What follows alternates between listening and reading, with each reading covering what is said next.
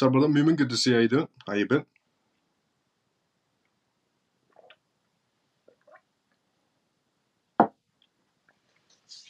How you been, Moomin?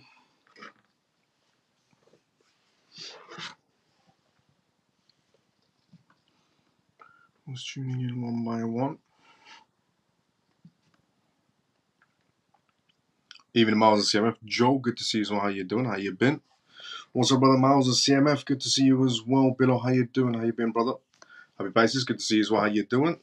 Bullish news, quite a bit actually. We do have some bullish market movements, some more documentations to go through, which are all bullish signs.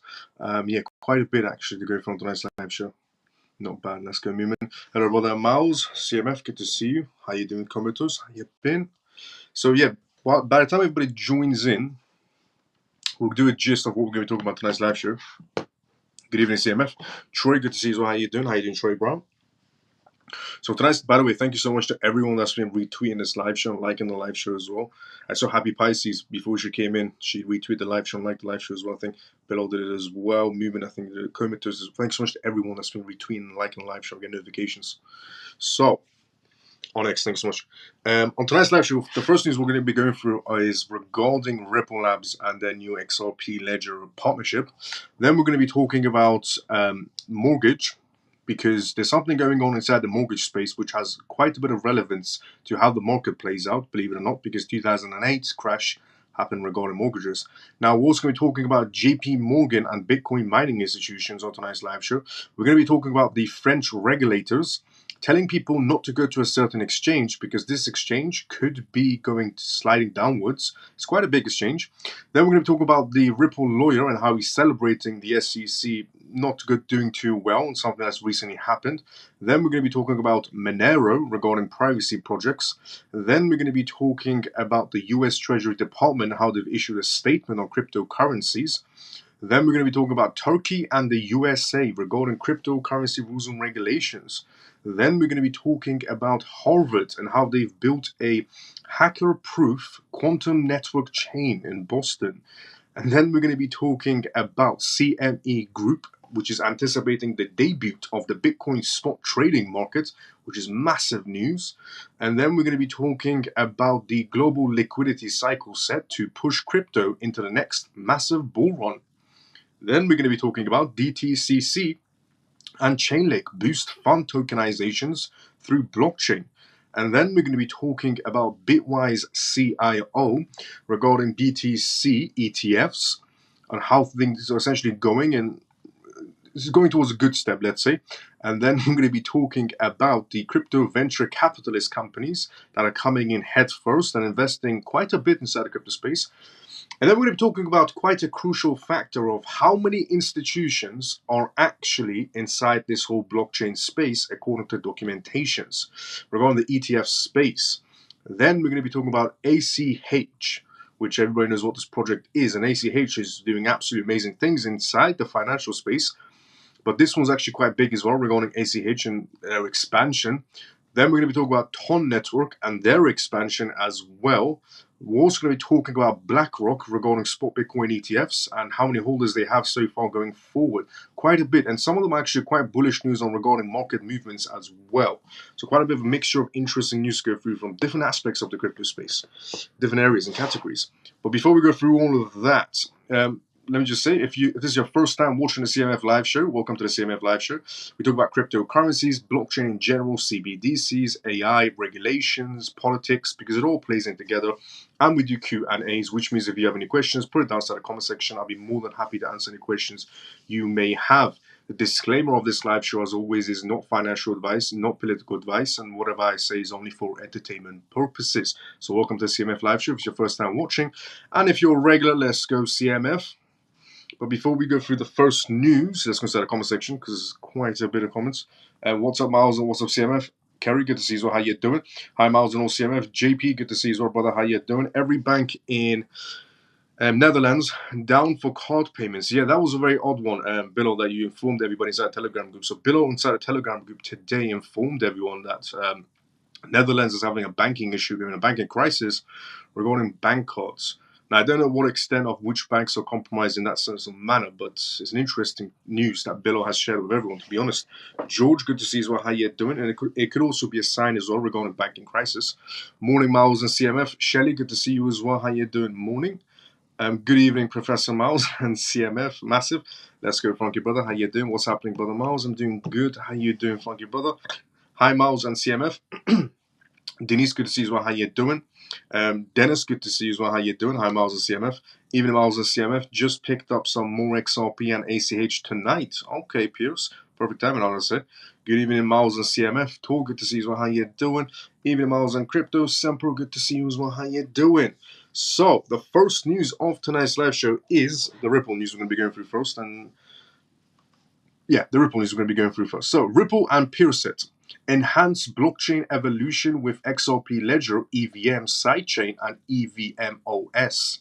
Ripple and Peerset are essentially spearheading the next evolution in blockchain technology by leveraging EMVOS to enhance the XRP Ledger.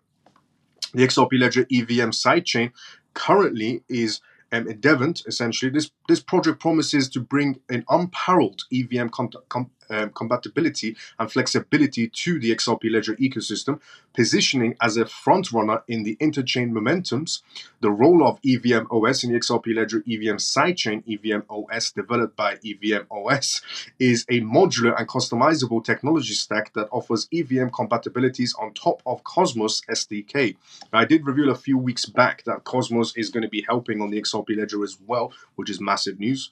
This integration facilitates across to essentially 60 Cosmos SDK chains through the Inter-Blockchain Communication Protocol, IBC, by incorporating EVMOS on the XRP Ledger EVM sidechain adheres to industry standards while becoming a part of a highly versatile Web3 ecosystem.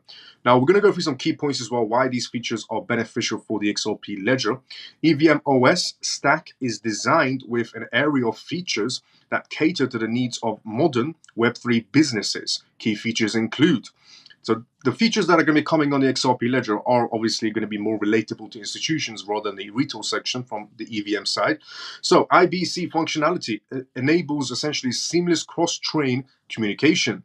EVM extensions provides additional capabilities beyond standard EVM. DApp store apps, essentially store access, facilitates essentially easy development, deployments, and interactions with decentralized applications. Complete customizability allows developers to tailor the stacks to specific requirements, mostly institution side. This combination of features ensures that the EVMOS stack is not just code, but a comprehensive, ready-to-launch solution. Its a modular nature offers XRP Ledger developers the flexibility to expand the EVM sidechain according to their unique needs. Integrating XRP Ledger into the interchain. By integrating the interchain, the XRP Ledger connects its robust community of users, dApps, and liquidity to over 90 interconnected chains. This integration leverages the maturity and stability of the XRP Ledger, established as a pioneering layer 1 blockchain to enhance dynamic and the nature of the interchain networks as well, enhancing interoperability with EVMOS and Outposts. OS outputs are set to further enhance the interoperability of XRP Ledger EVM sidechain. These outputs act as a gateways for essentially facilitating the transfer of assets and information across different blockchain networks. Now, anybody remember me telling everyone inside the everyone inside the CMF live show that David Schwartz a while back ago talked about how the XRP Ledger will become like Google and everything will connect to it? Well, this is the steps they're going to be taking to make the XRP Ledger like Google. This functionality abstracts complex processes for the need of users, allowing seamless interactions. For instance, the XRP Ledger users can perform swaps on Omises in a single transaction without switching wallets, despite Omises being a non-EVM compatible. Strategic importance of Ripple and Peerset collaboration. The collaboration between Ripple and Peerset represents a significant advancement, combining proven solutions with versatile and interoperability. As the XRP Ledger embarks on its journey into the interchain and initiative is expected to have a profound impact on the broader blockchain industry. Overview of the XRP ledger. The XRP ledger is decentralized layer 1 blockchain known for its reliability and stability in tokenizing and exchanging crypto, native and real world assets. Powered by the XRP, a cryptocurrency designed for payments, the XRP ledger supports businesses and builders worldwide for institutional grade functionalities and built-in features for secure, efficient and scalable financial services. Now, about PeerSet, a blockchain tech firm. PeerSet is a blockchain specialized tech firm with over 8 years of industry experience. As a prominent contributor to the XRP ledger, PeerSet has been instrumental in building the XRP ledger EVM sidechain and bringing solutions since 2022. The firm collaborates so closely with Ripple engineering team to enhance the probability of XRP ledger and its native currency XRP. Conclusion: the partnership between Ripple and PeerSet leveraging EVM OS marks a pivotal development in the blockchain landscape by integrating the XRP ledger into the interchain and enhancing its capabilities with the EVM OS. Essentially, this initiative is set to drive significant advancements in interoperability, flexibility, and overall blockchain utility. The broader blockchain community eagerly anticipates the ripple effects of this transformative project. So, this is absolutely amazing what's going to be happening on the XRP ledger. This partnership is going to do wonders for them. And it does go back to what essentially David Short said regarding the XRP ledger becoming like the Google of the blockchain space, and everything works around it or connects to it. Makes sense regarding what David Short said, because this upgrade is the footsteps they needed to take to do that. And about a week back, also if we go a few days back, they did make some major announcements as well regarding a Korean investment company as also XRP validated now as well. And another major Japanese company is also XRP ledger validator as well, SBI, which two massive companies, both XRP validators, and now this. There are steps being taken right now, to be fair. This is absolutely amazing news, honestly. Now, the next news to go through on tonight's live show is this one. 30-year-old mortgage rates drop to 6.84% as inflation slows down. The inflation regarding mortgages are slowing down, which is good for the economy. But before we go through that news, let's go inside the comment section. Here we go. How are you doing, Miles? I'm doing great, Lena. How you doing? Do you think we will be seeing a surge very soon in market? A lot of hype about it at the moment. Yes, we're getting close, is what I would say.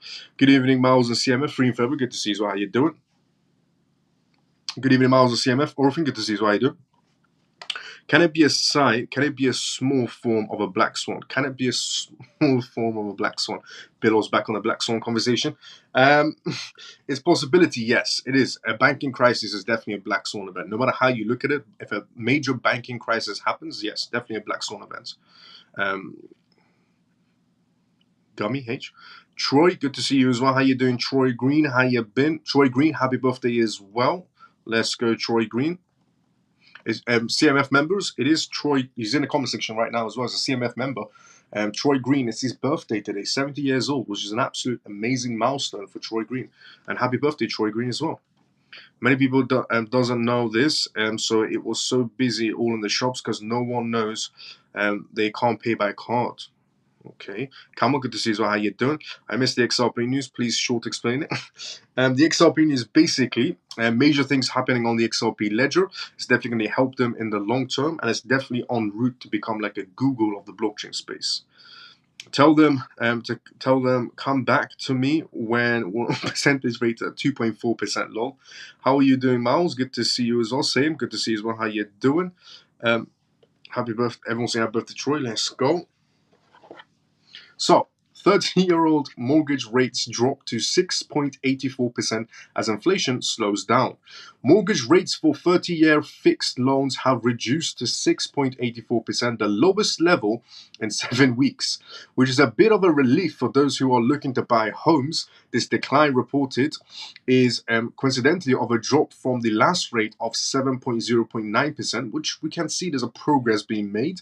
So Frederick Mack says that this is the 5th week in a row that the rates have been over 7%, although the current decrease gives a little hope for those who are trying to get financing regarding mortgages. The decrease in rates was triggered by the hope that the central interest rates might be cut early this summer as well. The major lenders such as Barclays Bank, HSBC Bank, TSB bank, have already announced the cuts in the fixed rate mortgage deals, which has made it clear that the other lenders will do so too. So rate cuts are also a possibility in the UK as well. Anticipated mortgage rate cuts and market reactions. Financial professionals believe that there will be more cuts in mortgage rates due to the recent decrease in swap rates, which are significant indicators for mortgage pricing. Mark Harris from SPF Private Clients said that these rate cuts are inspiring for the borrowers and are probably going to boost housing market activity as well, which is a good thing for the economy. Adrian Anson of Anson Harris also stressed that the absence of buyers who are essentially have been waiting for cheaper mortgages rates will result in a burst of the market activity. The Bank of England, in the beginning of this month, did not change the interest rates and they remained at 5.25%, but he suggested a possible rate cut in the summer is going to be on the way inside essentially the market space. Inside the United Kingdom, Governor Andrew Bailey was positive about the economic future, but he emphasized that the more evidence of declining inflation is needed before any rate cuts will be made. Inflation and its impacts on mortgage rates. In the US, inflation decelerated more than expected in April, which led to a lot of speculations that the Federal Reserve will cut rates sooner than it was thought. The traders now are forecasting a potential rate cut in September inside the United States as well.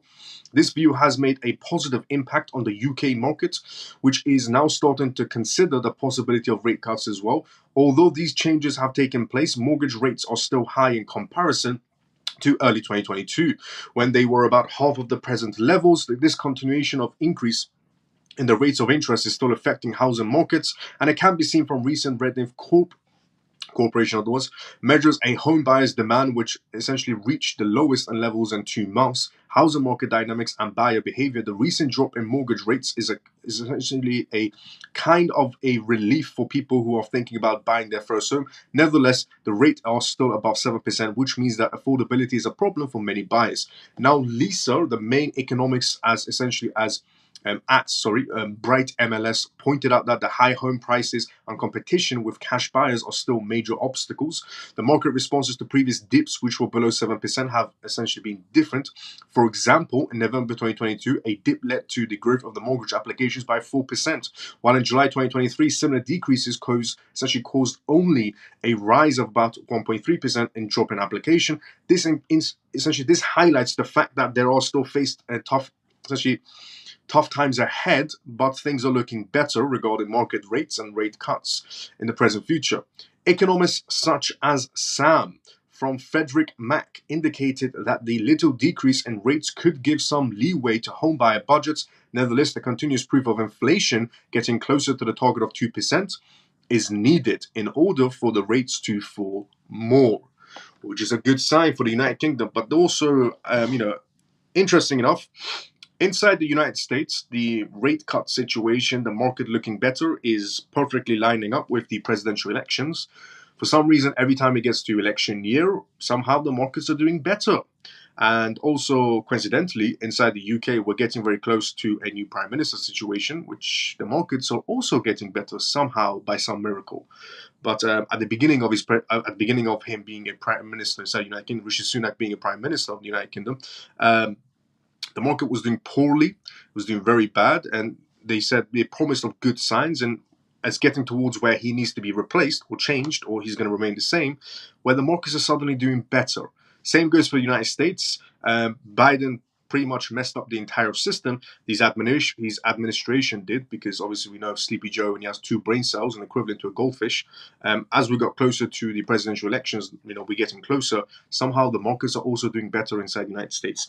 Is it because of voting time, or is it because it's genuine rates, is the real question. And if you're wondering what I mean by that, is basically 2008, when the markets crashed because of the housing crisis, what actually happened was the companies that were giving out rates were faking their rates, hence why the market also crashed. Another scenario of why the market crashed as well. So they do sometimes give out fake rates to make everybody look and seem everything is jolly, but in reality it really isn't. So the real question is, are they faking the rate cut situation, or are they actually going to do it? Now, either way it goes, regarding are we going to have rate cuts, investors become a lot more riskier, and they do tend to go for riskier assets, and in this times cryptocurrencies. So if we don't have rate cuts, everybody runs to cryptocurrencies. If we do have rate cuts, everybody still essentially runs to cryptocurrencies as well. Either way the market plays, we're looking good on the cryptocurrency side, because one, they'll see it as going against inflation, or two, is because of how many institutions are coming inside the marketplace and the partnerships that are going on, the ETF marketplace and the F13 filings. There's so many factors to play in. But either way it goes, we're still good. The stock market is one that's going to be most impacted by it on a negative way if it goes the other way. But crypto is good to go. Now, next news to go through tonight's live show is critical Bitcoin price report from JP Morgan. They revealed that BTC level needed for Bitcoin miners to keep profiting. So we're going to go through that as well, some data from JP Morgan. But before we go through that, let's go inside the comment section. Here we go. Everybody wishing Troy happy birthday. Let's go.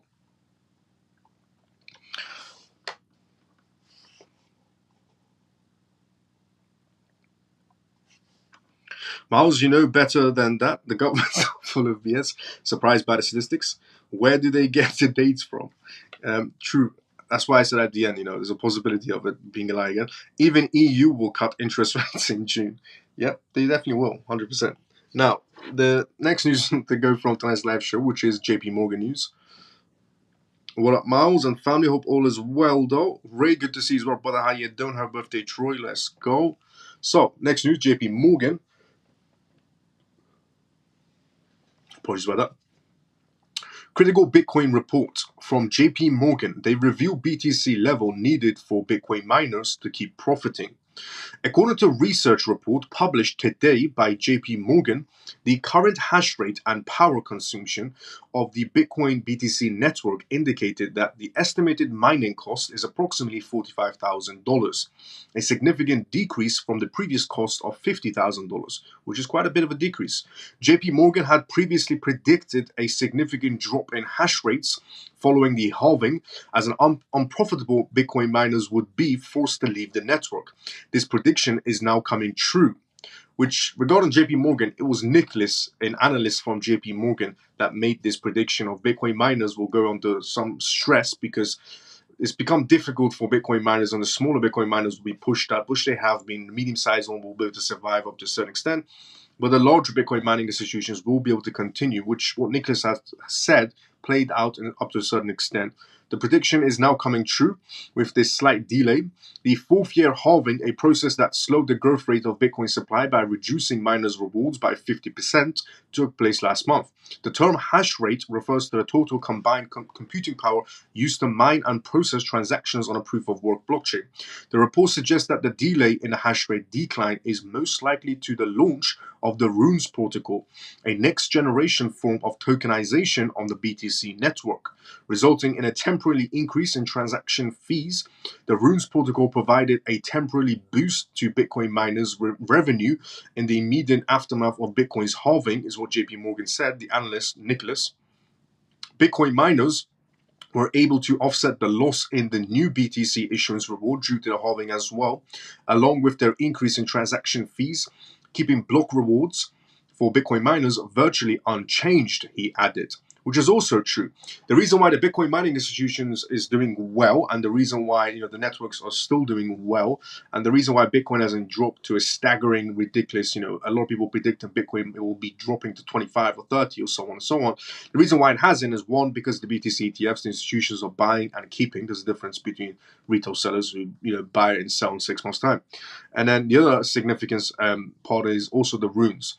There's a lot of things happening on the Bitcoin network, which means Bitcoin miners are making money from the fees, which is why they're staying profitable for the first time ever after halving. As market excitement of the Runes protocol faded and temporary support for Bitcoin miners essentially went away, the network's power consumption dropped more than its hash rate. According to the bank, according to JP Morgan, this indicates that unprofitable Bitcoin miners with insufficient machines are leaving the network. So the small Bitcoin miners are now leaving the Bitcoin network because they can't handle the power anymore, regarding paying electricity and keep maintaining costs. So the larger Bitcoin mining institutions are the ones continuing the work now. The report also highlighted a feedback loop regarding the BTC price. The further the Bitcoin price falls, the greater the number of unprofitable miners, Bitcoin miners, who come under pressure to leave the Bitcoin network, and the greater the resulting drop in hash rate and Bitcoin production, i.e. mining costs, the report said. In the near term, JP Morgan predicts a limited upside for BTC due to several previously unidentified hurdles, including lack of positive catalysts and disappearance of retail investors buying the appetite. Yes, the reason why the retail investors aren't buying Bitcoin as much as they used to is because of the price point. And it's also because a lot of people are waiting inside the retail section for a black swan type of event, which Brad, he recently went on a talk show, on a podcast, where he did say 100%, the CEO of Ripple said there's 100% of black swan happening, what Brad said. So some people inside the retail section are waiting for that black swan event to go into any sort of projects. But also, even if the retail section is not buying the Bitcoin ETFs or Bitcoin in general, the institutions definitely are. And we can tell that from their 13F filings they sent to the SEC. Now, the next news to go through on tonight's live show is this one. French regulators warn investors about Bybit, the crypto exchange, and how it's providing illegal services. They are definitely cracking down, not just the French, but in general, the EU or the Western markets, and even the Asian markets. They're definitely cracking down on crypto exchanges now. No more operating inside of a grey area is what's going to seem to be happening. So that's the next news we're going to be going through on tonight's live show. But before we do that, let's go inside the comment section. So here we go. We were here. By the way, I read everybody's comments one by one. So if you do want to comment, put a comment down. I respond to everybody's comments one by one. Good evening, Miles and all CMF. Iman, good to see you as well. How you doing? How you all today? I'm doing great. How you doing, Iman? Hi to all. Jim, good to see you as well. How you doing, Jim? How you been, Jim? Why are individuals saying XRP won't have any growth and price rise this bull run? Why are some people saying XRP won't have any growth and the price rise won't happen for XRP? Well, simplest answer is everybody's entitled to an opinion. You're entitled to an opinion, I'm entitled to an opinion, everybody is. But opinions are not correct. And we live in a world where facts are facts inside the financial sector. It seems to be facts are not really, inside of the real world. Inside of the social world, facts aren't facts. But inside the corporate sector, facts are still facts, no matter what. So everybody's entitled to an opinion, but opinion is not correct, and facts are facts. Preferably stick to the PDF documentations, stick to the data, stick to the contracts, you'll be on the good side. Don't listen to too many opinions because your judgment will be clouded. But if your judgment wants to be clouded by a lot of PDF and documentations and data, good. But don't let your judgment be clouded with too many opinions because nobody has a correct opinion. But the facts are facts. Always remember that. What are the Bitcoin miners going to shift towards instead of Bitcoin, and what software would they implement? Good question. Regarding the Bitcoin miners, the Bitcoin mining institutions, the smaller ones that are going to be pushed out now, they're most likely going to be selling off everything they have. And the larger Bitcoin mining institutions can step in and buy them out as well. There's a possibility of that happening. They could either auction off their items, which some do, or they can get brought out by the larger Bitcoin mining institutions. And regarding what software they're going to be implementing, but that depends if they're going to start mining something else, to be fair.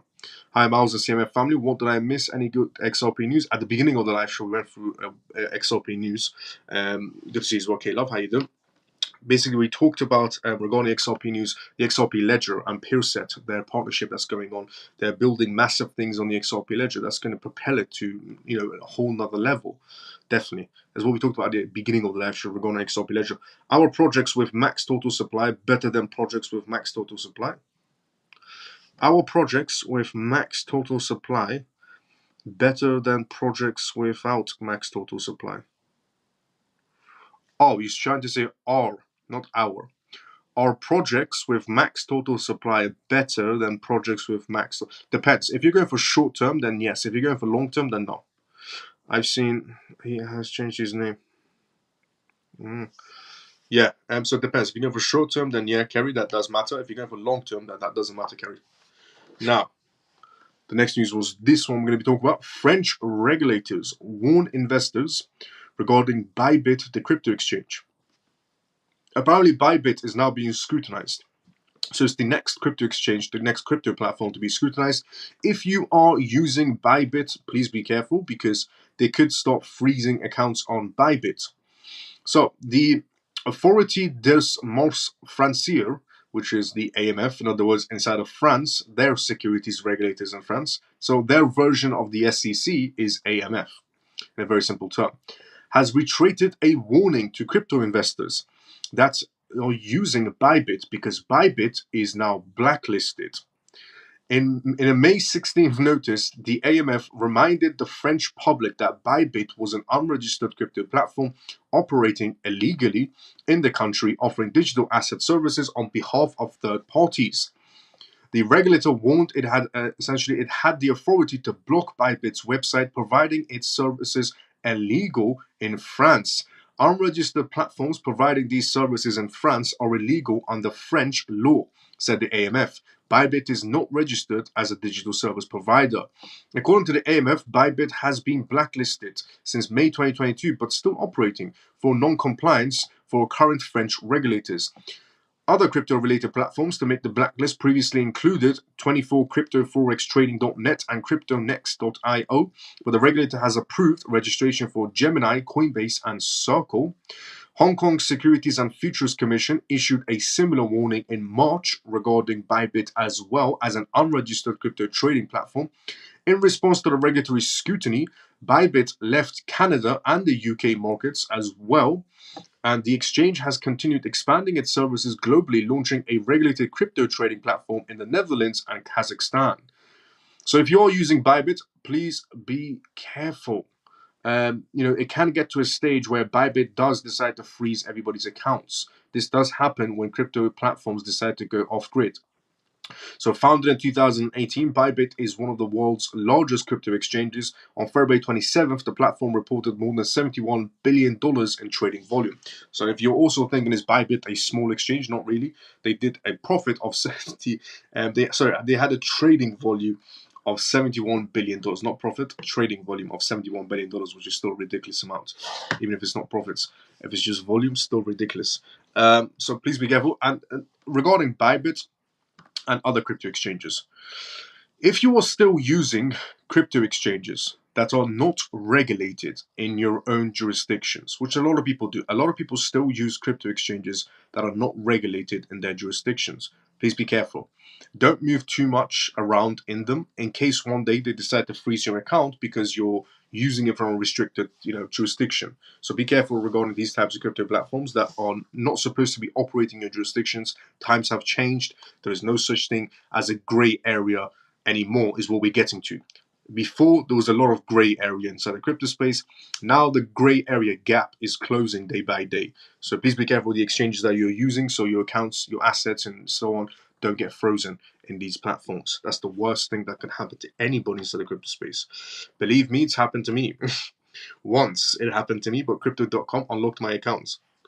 Now, Ripple. Ripple's top lawyers celebrate the SEC latest setback. That's the next news we talk about tonight's live show. But before we do that, let's go inside a comment section. I have a Bybit account and a card, but zero funds. Okay, that's good. So for the time being, just leave the Bybit account. And it's good you have the account. It's good that you have the card because they can still, maybe get a license. They have two licensings. One's from Kazakhstan, not really relevant to the rest of the world.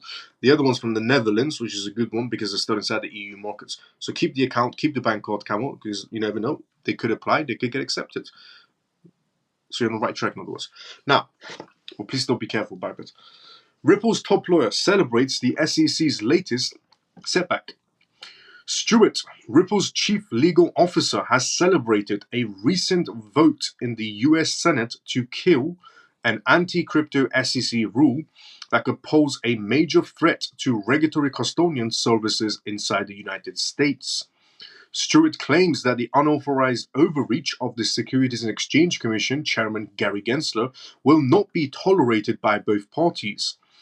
Some of the most influential cryptocurrency luminaries, including MicroStrategy co-founder Michael Saylor, have praised the Senate for voting to get rid of the SEC's controversial SAB 121 guidance.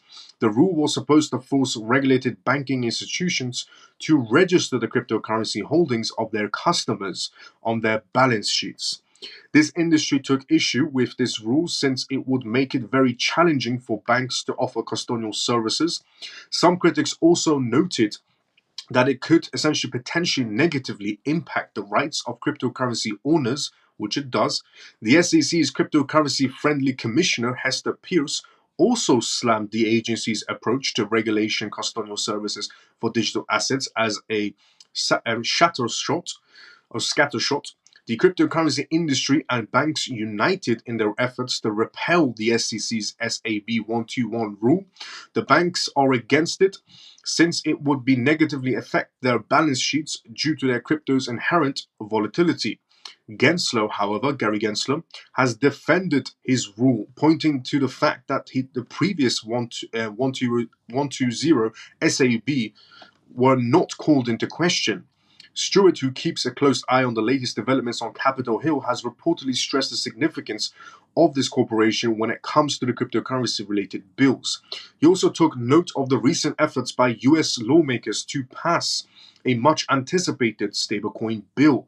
Ripple is gearing up to launch its own stablecoin, which has already appeared in the SEC's crosshairs, which is true.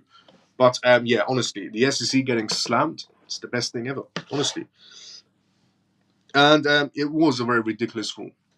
Now, obviously, Sleepy Joe still has the final verdict on the matter, but the House definitely ruled in favor of getting rid of it. Now, it's done. And their side, it's done. But now we still have Sleepy Joe to wake up from nap time and maybe does, one thing correct in his entire presidency.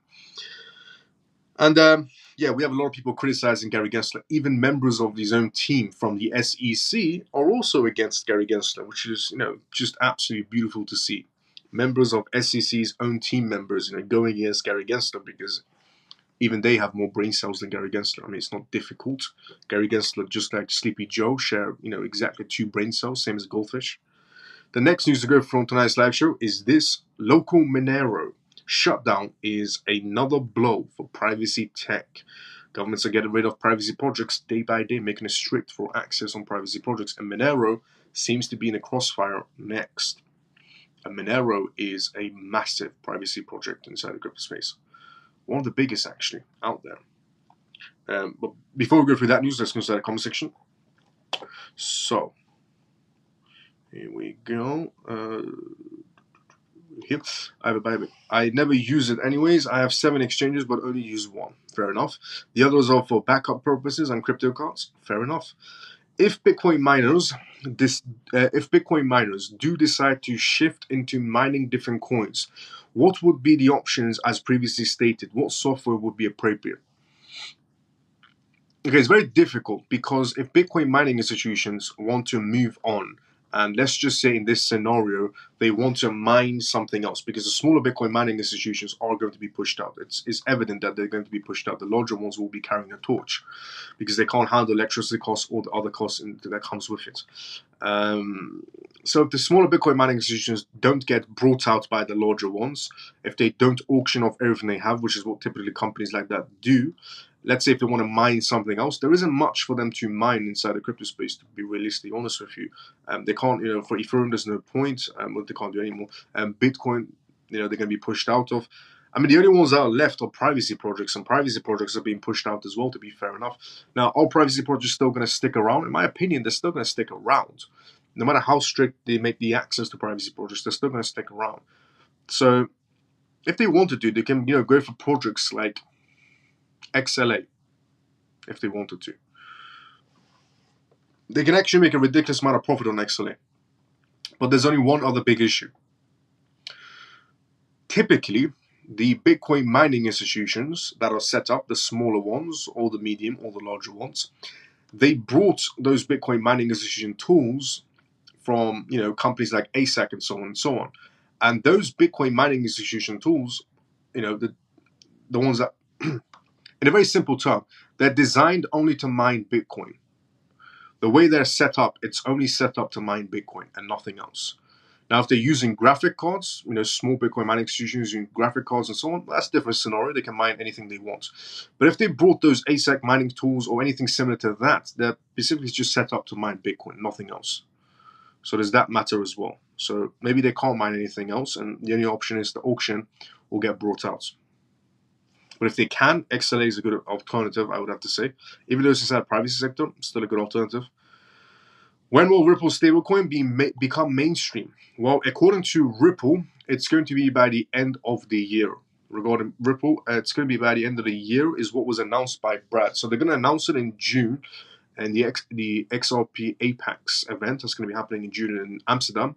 And then regarding the crypto token itself, the stablecoin, by the end of the year is essentially what Ripple said, which means this case has to end for the Ripple stablecoin to come out. Otherwise, the XRP stablecoin is going to be thrown into it as well. The new stablecoin coming out from Ripple. Miles, can you explain to us what an ETF are in relation to Bitcoin? An ETF is, in the simplest manner, is they're backed by other assets as well. The institutions carry out the trades, and you're buying into the ETF. You're not buying the token; you're buying the ETF. They, essentially hold on to the asset or assets equivalent to it. They can hold in cash as well. They can back it with cash and some other assets as well. In a very simple term, you buy the ETF, they do the rest of the work. The trade essentially, or backing with cash, or backing with the currency itself, or any sort of other types of asset as well. What's preventing this case ending? What's preventing this case from ending, the Ripple case? One simple thing. There is one man not letting go. Some people just, I'm sorry to say this, but some people just need to get laid sometimes. And Gary Gensler, I'm telling you right now, if he just gets laid, all of this case will go away in the most simplest manner, because Gary Gensler is just absolutely not letting go whatsoever of this case. There are people inside the SEC, Hester Pierce, for example. She's even came out and said, this case makes no sense of the SEC going after Ripple. She said it makes no sense of the SEC and Gary Gensler going after Coinbase or anybody else. And there are actual people inside the SEC that work alongside Gary Gensler that are, completely different opinions. You have the CFTC chairman even have different opinions to get. There's only one man inside the whole of the SEC. There is one man just leading everything. And honestly, as funny as it may sound, but some people just need to get laid to let some things go. And Gary Gensler needs to get laid because he's way too occupied on this one topic of, I need to take down crypto. You don't need to do anything. Nobody wants your protection. Nobody wants your help. Just let it go. There are people inside the SEC who are against you. The CFTC chairman is against you. The lawmakers are against you. The only person you have alongside you is a brain-dead president, which is essentially Sleepy Joe with 2 brain cells. He's the only person, with you. But I don't even know if he's even in the loop. To be fair enough, I think it's just Biden administration carrying things on. But everybody is against him, and he's the only man trying to not let this go for some reason. And this is why I say some people just need to get laid just to let some things go. And I feel like it's been a very long time for Gary Gensler. Honestly, just let it go. Nobody needs your help. Nobody needs your protection. And people inside the SEC are also against you as well. That should, speak volumes. Jim, I hope, that probably wasn't the answer you were looking for, but I think I hit the bullseye with that answer regarding Gary Gensler. Because, he's the only thing stopping everything. Honestly, he's the only thing stopping it. The SEC is against the people. The SEC is against them. Lawmakers are against them. Congress is against them. CFTC chairman is against them. The list goes on of all the people against Gary Gensler on everything he does in the crypto space. But he still doesn't want to let go.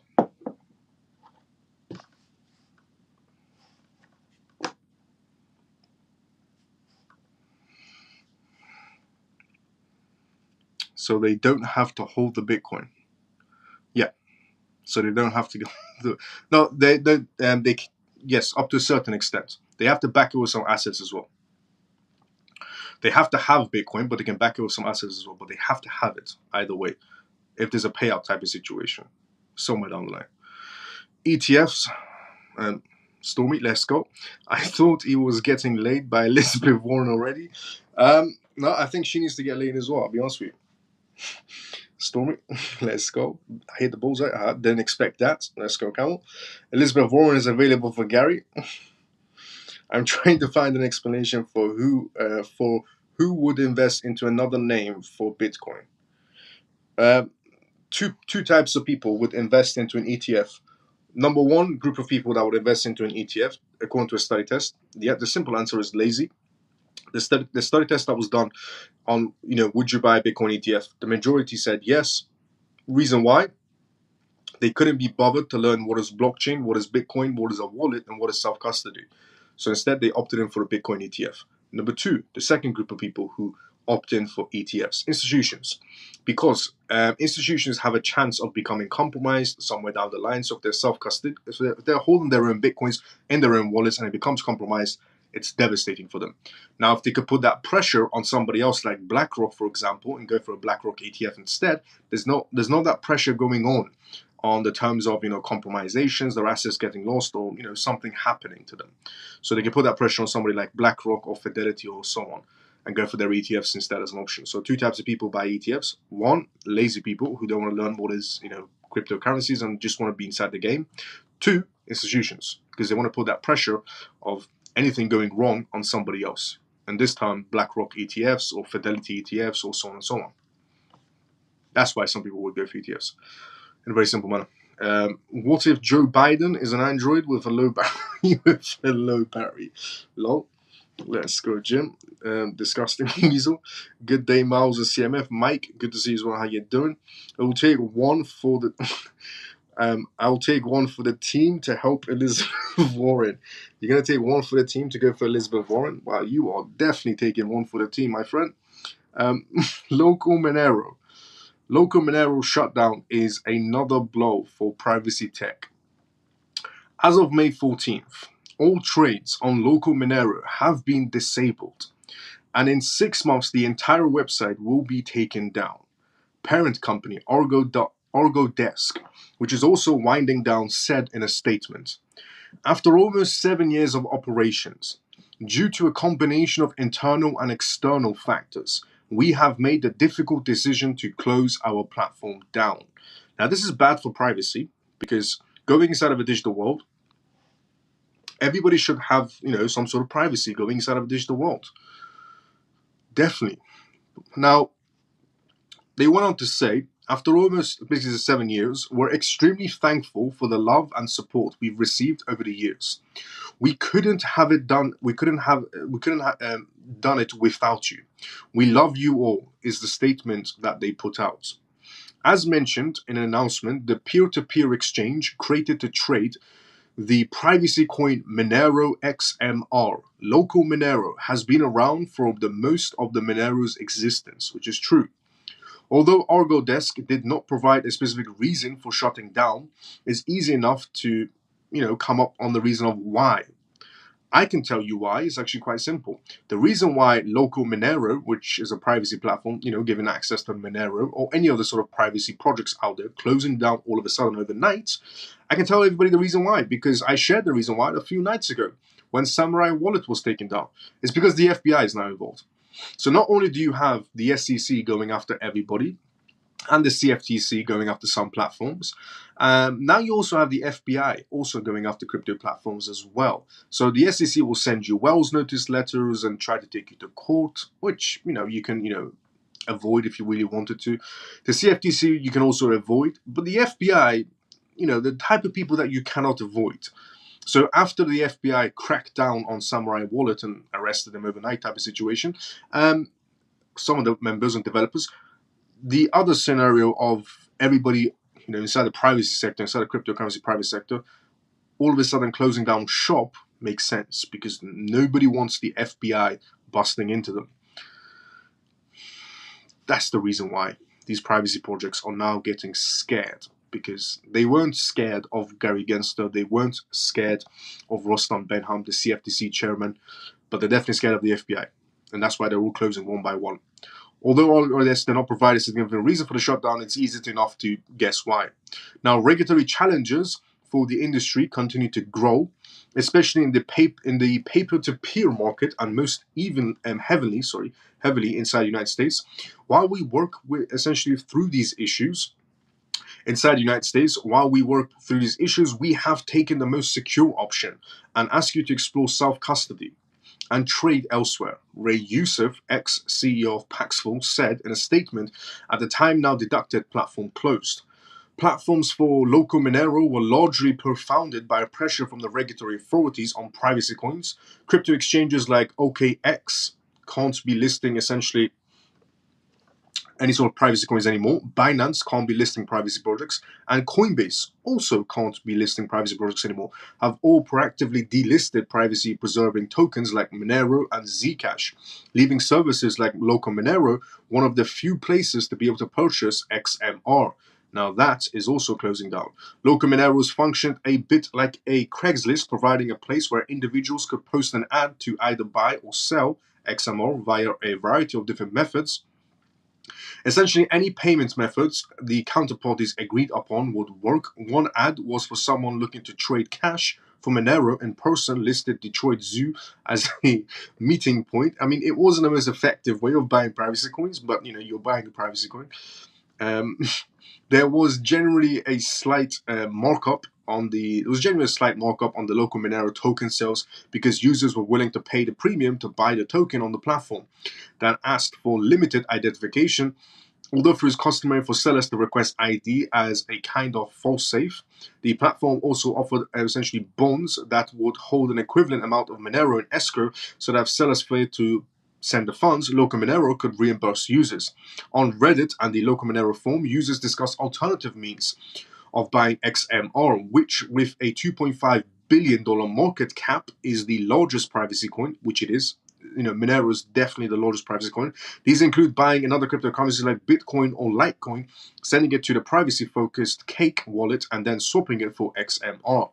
The peer-to-peer network BISC also enables swaps between cryptocurrencies into Monero. Kraken also still offers Monero purchases through it excluded users from the certain countries, including UK, Australia, and will extend that list to Ireland and Belgium in June. Less secure buying options include purchasing directly from someone on messaging apps like Telegram. That's not really a good option. Now, for its part, local Monero recommended the non-custodial decentralized exchanges as well as an alternative, with an old age that if there is a will, there's a way, will likely always remain true for those looking to make anonymous transactions in the cryptocurrency space, like Monero. And the case that the blockchain-based privacy tech is becoming harder to access is true, and it's hard to see the trend reversing. But every day the Monero network is maintained, and every day that XMR is used for purchases is another day that proves the power and resilience of decentralized systems. Feds really must hate Monero. Guess it's proof to keep using it, as one Reddit user said regarding Monero. Look, this is a big issue because privacy is going to be absolutely key going into a digital world.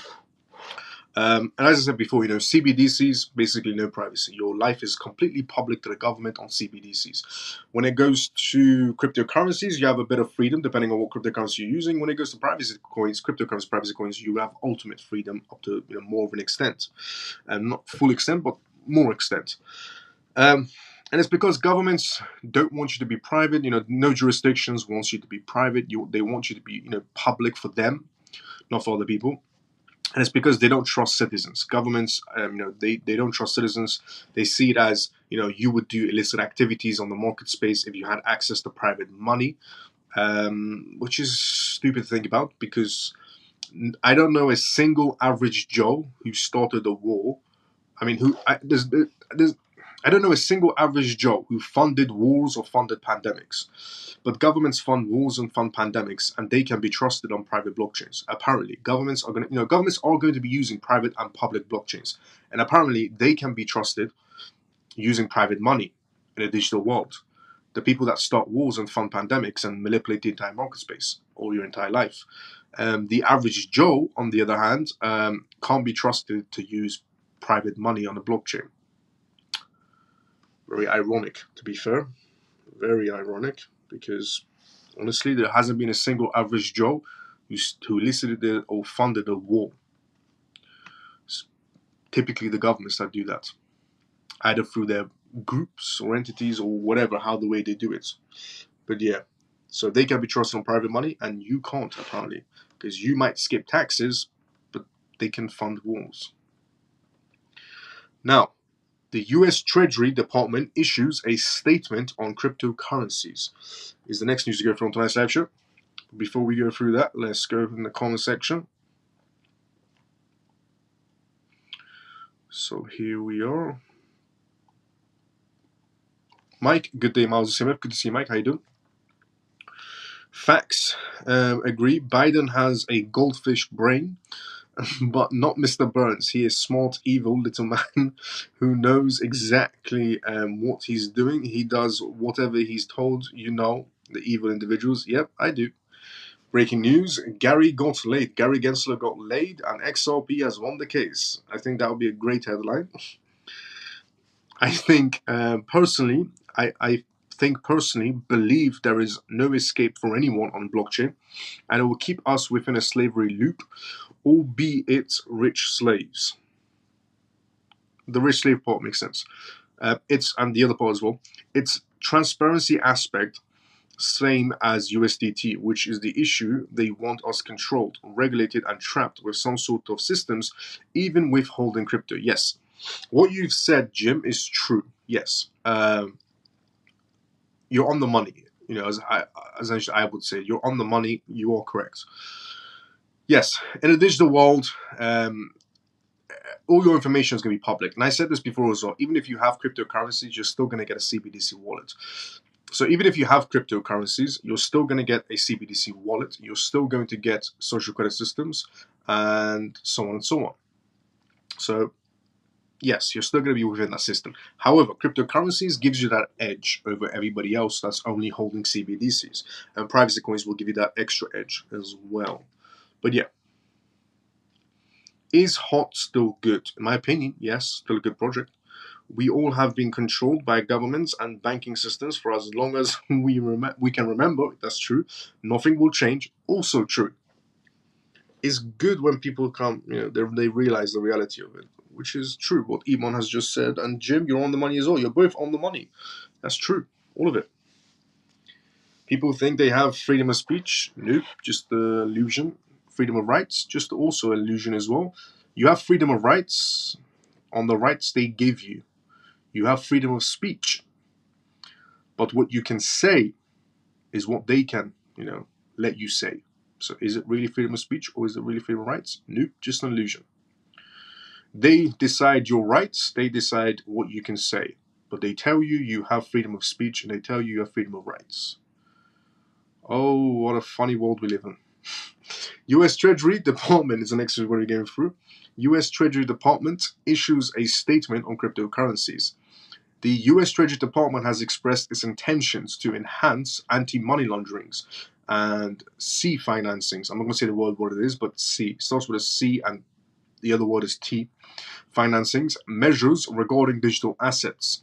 The ministry published the 2024 National Strategy to combat the T and other illegal financing strategies today. The document outlines its priorities in combating illicit financings and notes its ongoing work on cryptocurrencies. This is coming from the US Treasury Department, and it came out today. These efforts include sanctions against some exchanges and groups such as the BitZoros or Lazarus and the agreement with Binance. The strategy identified 4 key priorities: closing gaps in anti-money laundering regulations, supporting a more effective and risk-focused framework, improving the efficiencies of law enforcement, and leveraging technological innovations. The document suggests that updating existing regulatory frameworks for cryptocurrencies would support these priorities. This could include working on a global implementation of a financial action task force standard, which has already happened up to a certain extent, as well as potential updates in the US regulatory framework to combat money laundering and illicit activities. The document says, this is what the document says from the Financial Department, from the Treasury Department of the United States.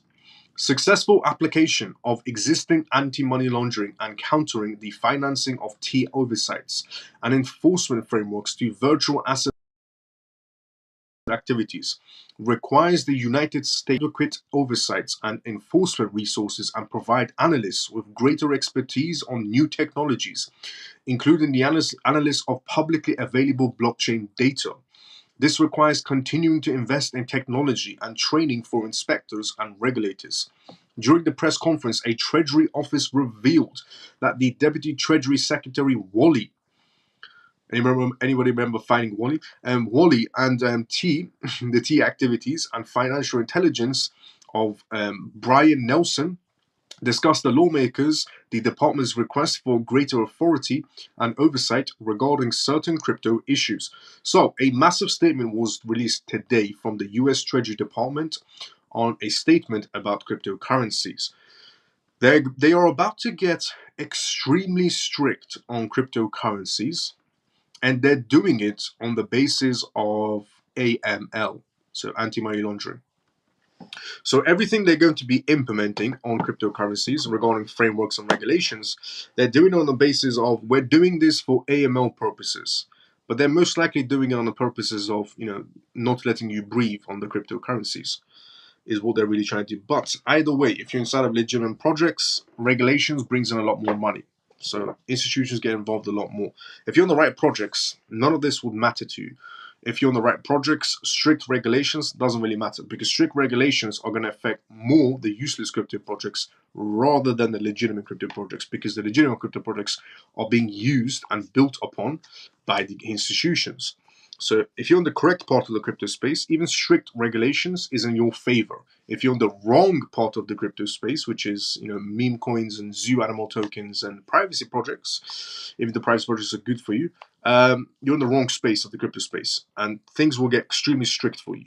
But if you're on the legitimate side, the ones that are going to be used by institutions, which they're already building upon, regarding tokenization purposes or data purposes or security purposes or financing purposes, you're good. The stricter the regulations become, the more money enters the crypto projects, and the more they go higher in prices, the more you'll be doing better. So it depends on where you're standing in the crypto space and how you look at it, essentially. Now, the next news to talk about, interesting enough, is Turkey and the USA. Turkey and the USA. Crypto rules. There's some similarities going on between Turkey and the USA regarding cryptocurrency rules and regulations. But before we go through that, let's go inside the comment section. Here we go. We all have, we have. Are privacy coins the ones you keep on cold wallet? Please elaborate. No.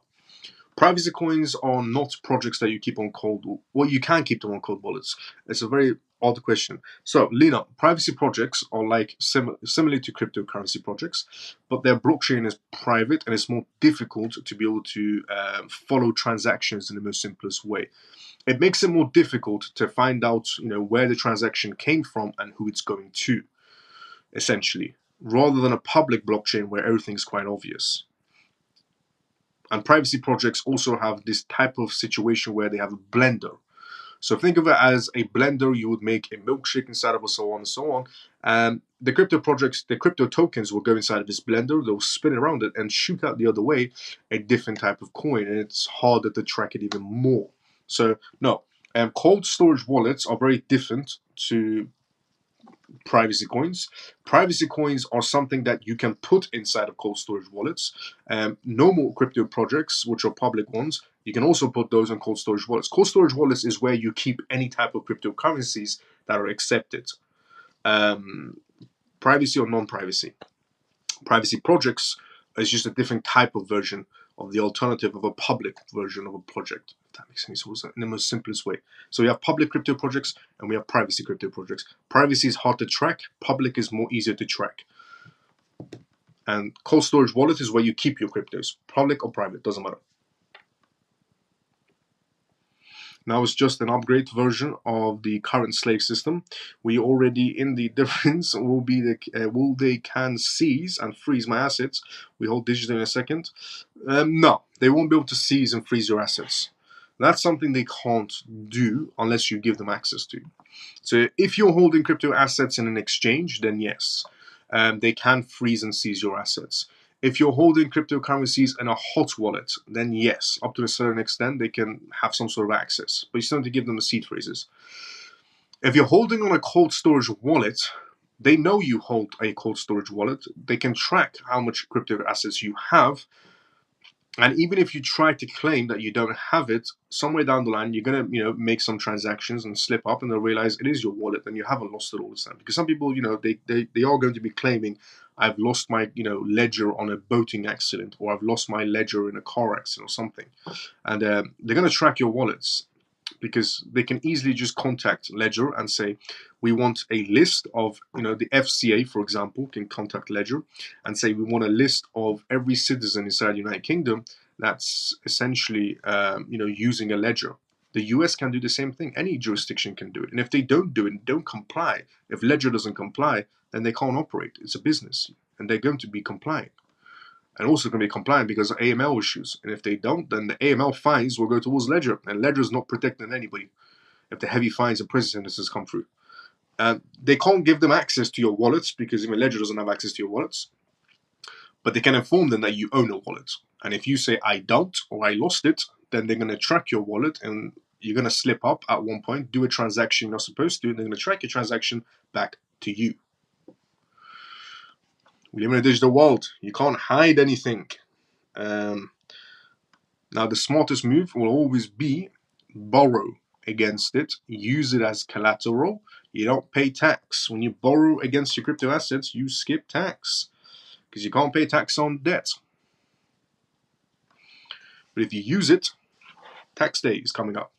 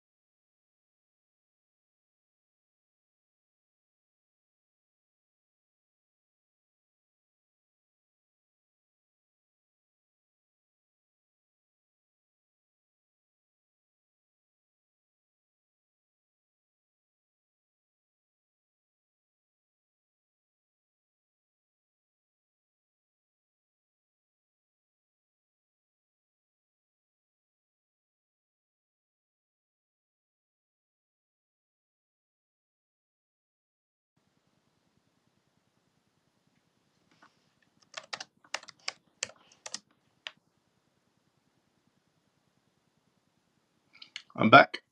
I think it's working now again. Can everybody see me? Throw a thumbs up if you can see me.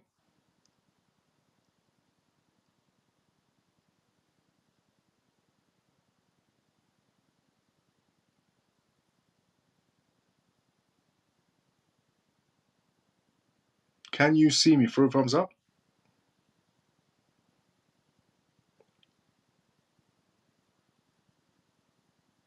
Yep, we're all good. We are back.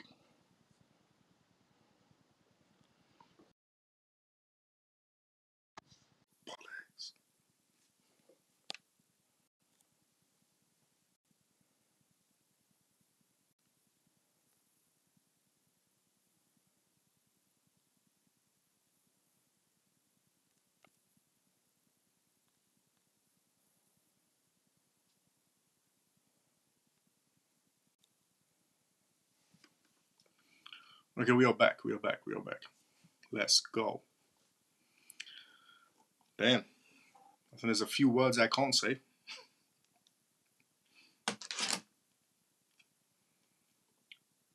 It's interesting. I mean, some of the things I say, don't say that. Jim, do not say that.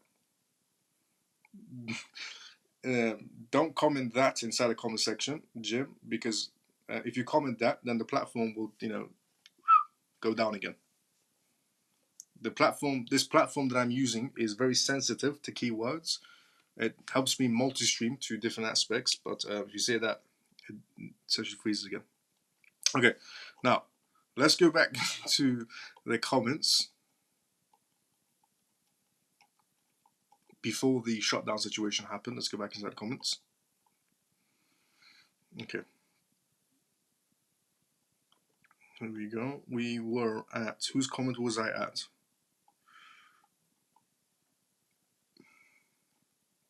Okay, Miles, do all the CMF. So I was at Funky Brothers comments. Miles, do all the CMF family have an exit strategy for the bull run? Yes, up to a certain extent, but I'm going to put that inside a Telegram group as well. We're going to exit strategies. A lot of them do not have a previous experiences. That's true. I'm going to put a PDF document. I need to put multiple PDF documents inside a Telegram group. So it's worth having a few of these privacy coins just to avoid. Yep. From now on, instead of taxes, we're going to say Texas. Thanks for answering all my questions, Miles. Jim, no problem anytime. If you transfer from exchange to cold storage, then to another cold storage, won't it make it harder for them to track a cold storage through once on an exchange? No. They'll try to backtrack it somehow and then change coins inside of a cold wallet. You can, yes, you can, but they'll still try to track it in some sort of way. There's a possibility of it, yes, going around it. What gray areas are there that we can utilize? Telegram, Jim. There are multiple gray areas inside the crypto space still, definitely. Mentioned the wrong word, Miles. I think so. So much for the word freedom of speech, and here we go again. What happened to the live? Yeah, back. Let's go, Elon. Miles, every time you talk about sensitive matters, somehow you go offline. That's very odd. Well, that was it. ACH above $3 by the end of 2025. In your opinion, Miles, not financial advice, obviously. ACH, in my opinion, 2025 possibility. Yeah, 2025. I mean, yeah, hell yes. And we have news about ACH to go through as well. We actually have quite a bit of news to go through on tonight's live show. ACH is one of them. Massive partnership regarding ACH has happened. Proves my point. Controlled and held by the cattle. Yeah. Nope, frozen. Here we go. Section 702. The hyenas watching. They got Miles. Let's go, Frankie brother. Oh no, going through the comment section at this point is too funny. Okay, so we need to join a new live, guys. By it looks, no, we're still good on this one. Okay, so let's go. It's probably you. Yeah, I don't know. He's really not frozen. He is imitating Joe Biden. This one also. Okay, now, nope. I like the live CMF family. Raise against the system. Back. Let's go. ACH, at least $3 by 2025. Yes, possibility. Just send your cold wallet to friends and family who live abroad. Let them cash out. They can do that as well. Yeah. Carol, let's go. If the internet shuts down, does it matter if I use a card or a seed phrase for Tangent Wallet? You won't be able to access your Tangent Wallet if the internet goes down. If the internet goes down, you're not going to be able to access your Tangent Wallet. technically. It's stored. Your assets are stored safely. Is what's actually happened. You're frozen again. I'm back. I'm back. You were, and you can't delete the same scenario as well. You were there for a second. It's a cold wallet. Yep. Yes. Yes. All good. When is the ACH news? Is coming up, Kerry. Noted. Let's go. The vampire is watching you, Mouse. Talk. Free speech, really? I don't think it's X. I think it's maybe. Are you able to answer my question then, or can you just answer it in the CMF? I think I already answered, no? If I haven't, I'll answer in the CMF. It's strange that when you go offline for on both YouTube and X. I think it's the platform you're using, as they are still on YouTube, and when the platform is down, yep, it definitely is. Miles, you skipped my question. Just give me a thumbs up or down for the answer. What was your question? Lena, what was your question? Lena, let me see. Lena's question was...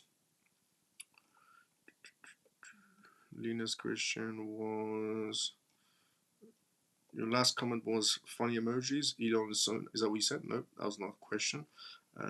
Here we go. Are privacy coins the ones you keep on cold storage wallets? No.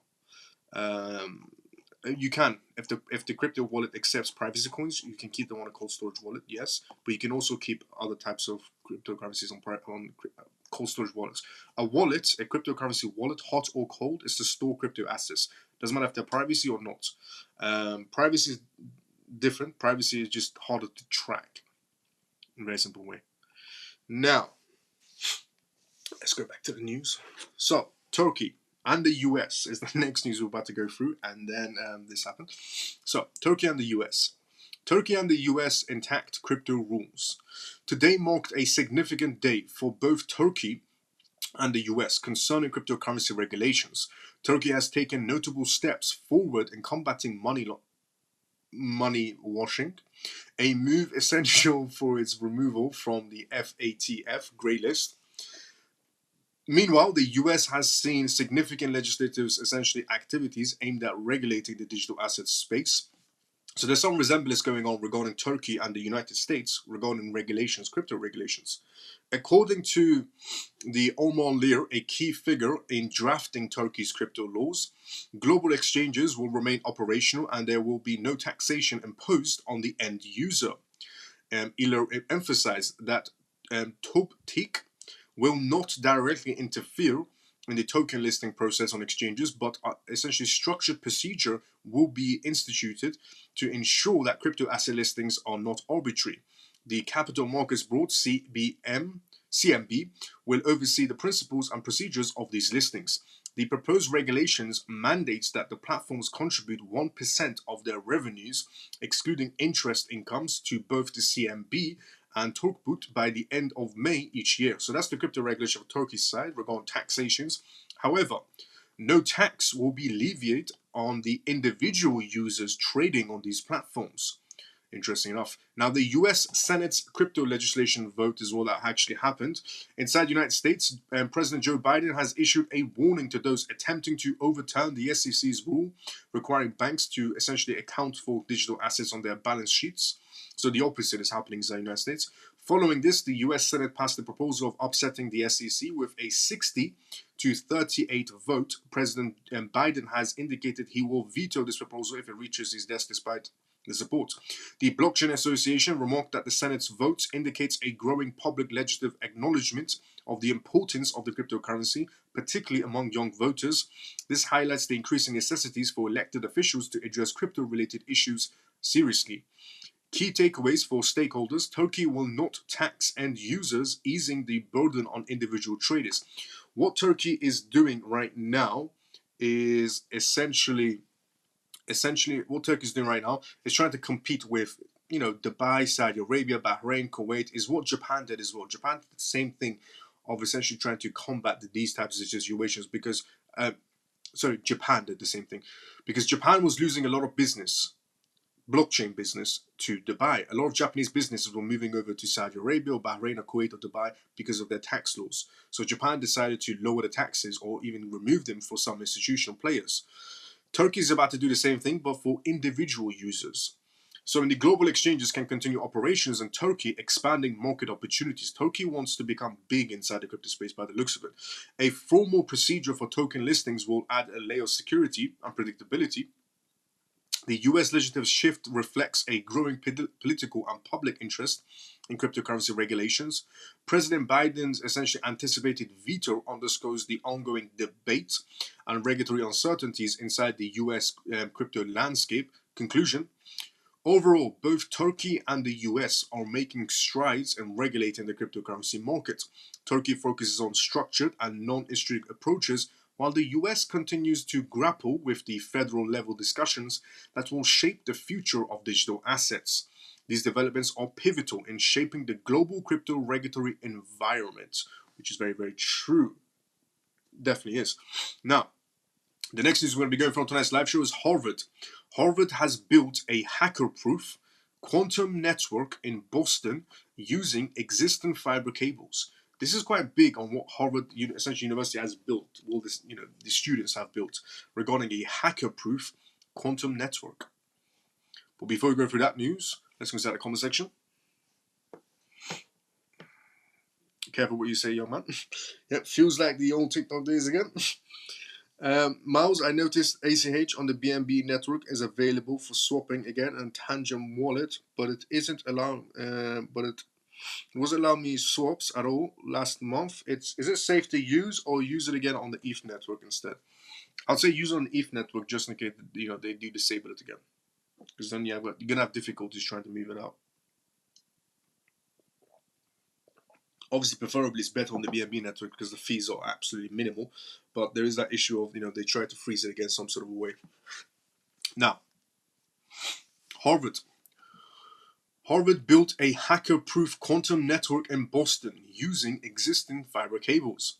Physicists at Harvard University have built what they believe is the world's longest secure quantum communications network using 22 miles of currently existing fiber optic cables.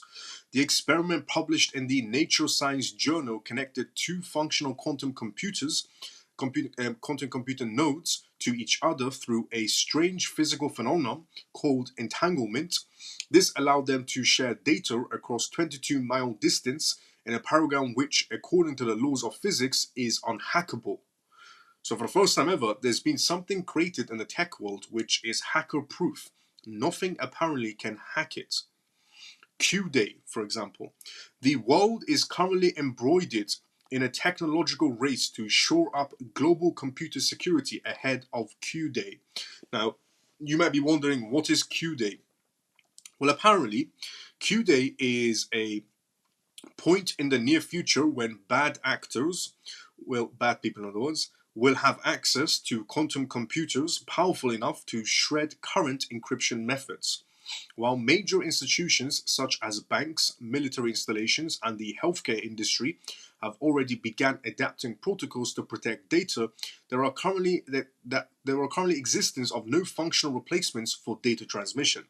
Essentially, no matter how well encrypted data is, any time it is transmitted, there is a risk of unwanted inceptions. Quantum computers and quantum networking have the potential to eliminate this risk due to the nature of how quantum data is handled. Quantum networking is a quantum system data cannot be copied. This is because quantum data is extremely brittle. The slightest parameter, including something as constitutes as performing a simple scientific measurement, changes the data, thus rendering it unusable. Since quantum data can't be copied, it cannot be transmitted from one node to another in the traditional sense. Instead, it must be entangled on both points. This is accomplished using diamonds and specific kinds of fluor in their hearts. That allows scientists to exploit a vacuum space to entangle quantum information. Simply put, quantum mechanisms allows for a teleportation of data, but not the transmission. Because of this, the big fear isn't that bad actors will build quantum systems to intercept data. We could be decades away from even the most well-funded adversarial organizations having access to quantum systems, but that the legacy data encrypted within non-quantum protections will be stolen from today's systems and transmissions and then stored for essentially decryptions at a later date when bad actors can find some way to access modern quantum systems. In the meantime, the experimental quantum systems being built today could one day serve as a primary medium for disruption of sensitive data. Rather than, for example, sending financial transactions information through the typical banking wires or legacy networks, institutions could store data in a well-protected data centers and only send it to other institutions or stakeholders via quantum entanglements, where there is absolutely no chance of hacking. This could have massive implications for decentralized finance community, as the idea of owning data could be upended by a program where access is confined to entanglement nodes. In this way, it's convincible that data assets such as cryptocurrencies could be secured against all forms of network-based hacks. In the most simplest way I could put this is something I said a very, very, very, very long time ago. Somebody asked me, because this person, or a lot of people inside the crypto space, are confused when it comes to quantum computing. A lot of people inside the crypto space, for some oddly reason, have came to that conclusion of, quantum computing will come out and destroy cryptocurrencies and the blockchain sector and so on and so on. And I said a very, very, very long time ago that quantum computing is actually here to advance blockchain technology, to advance everything to do with a digital future, not to take the blockchain currencies down or to deprive them. It's actually here to advance them, which is what Harvard University is. I said this in 2023. When everybody in 2023, even in 2024 still, there are some people who believe that quantum computing will come out and destroy the crypto space, the blockchain space, which is false in the simplest way. I said this in 2023. In 2023, I said quantum computing is actually here to advance blockchain technology. Now, fast forward to 2024, today, Harvard University is talking about how cryptocurrencies could be secured against all forms of hacker attacks, using quantum computing power. Because quantum computing power is here to advance blockchain, not to go against it, but to advance it. It never was designed to go against it. I don't know which morons or moron started spreading false information about quantum computing, but it's actually here to advance blockchain technology. Something I said in 2023.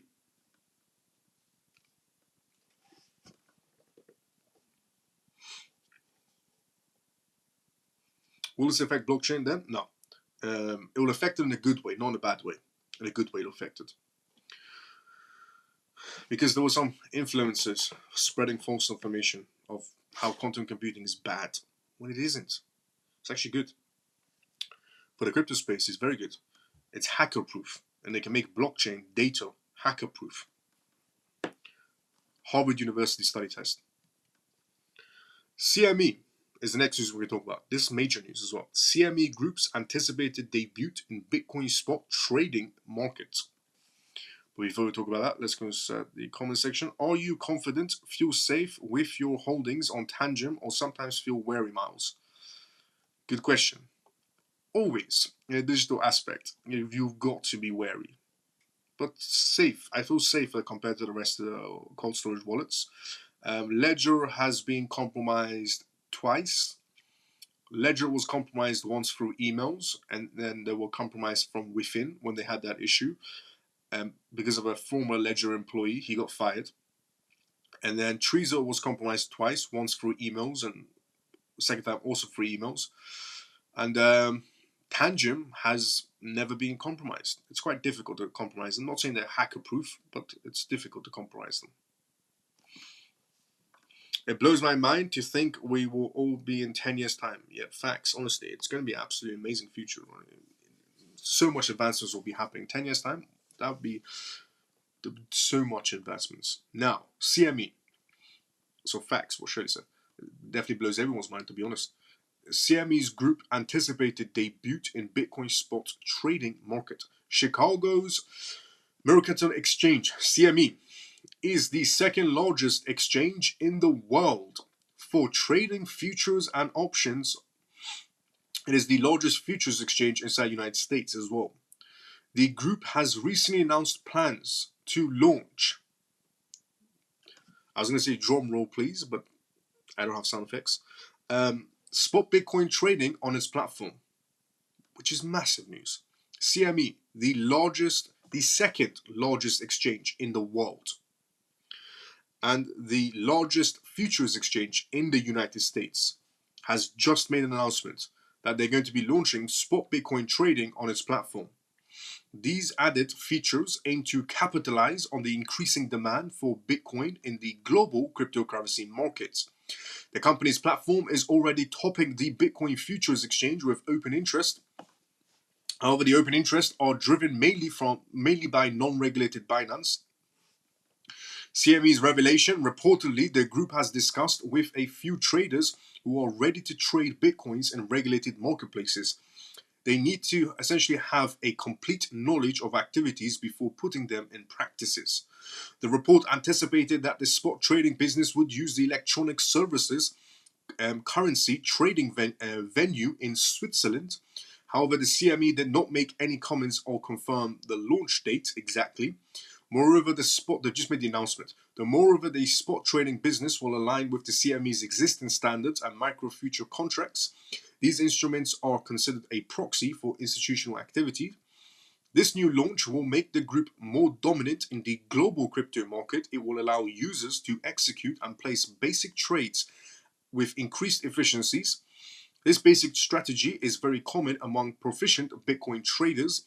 The basic trade execution borrows money to sell futures, simultaneously purchasing the underlying asset and build the potential profit from the existing price discrepancy.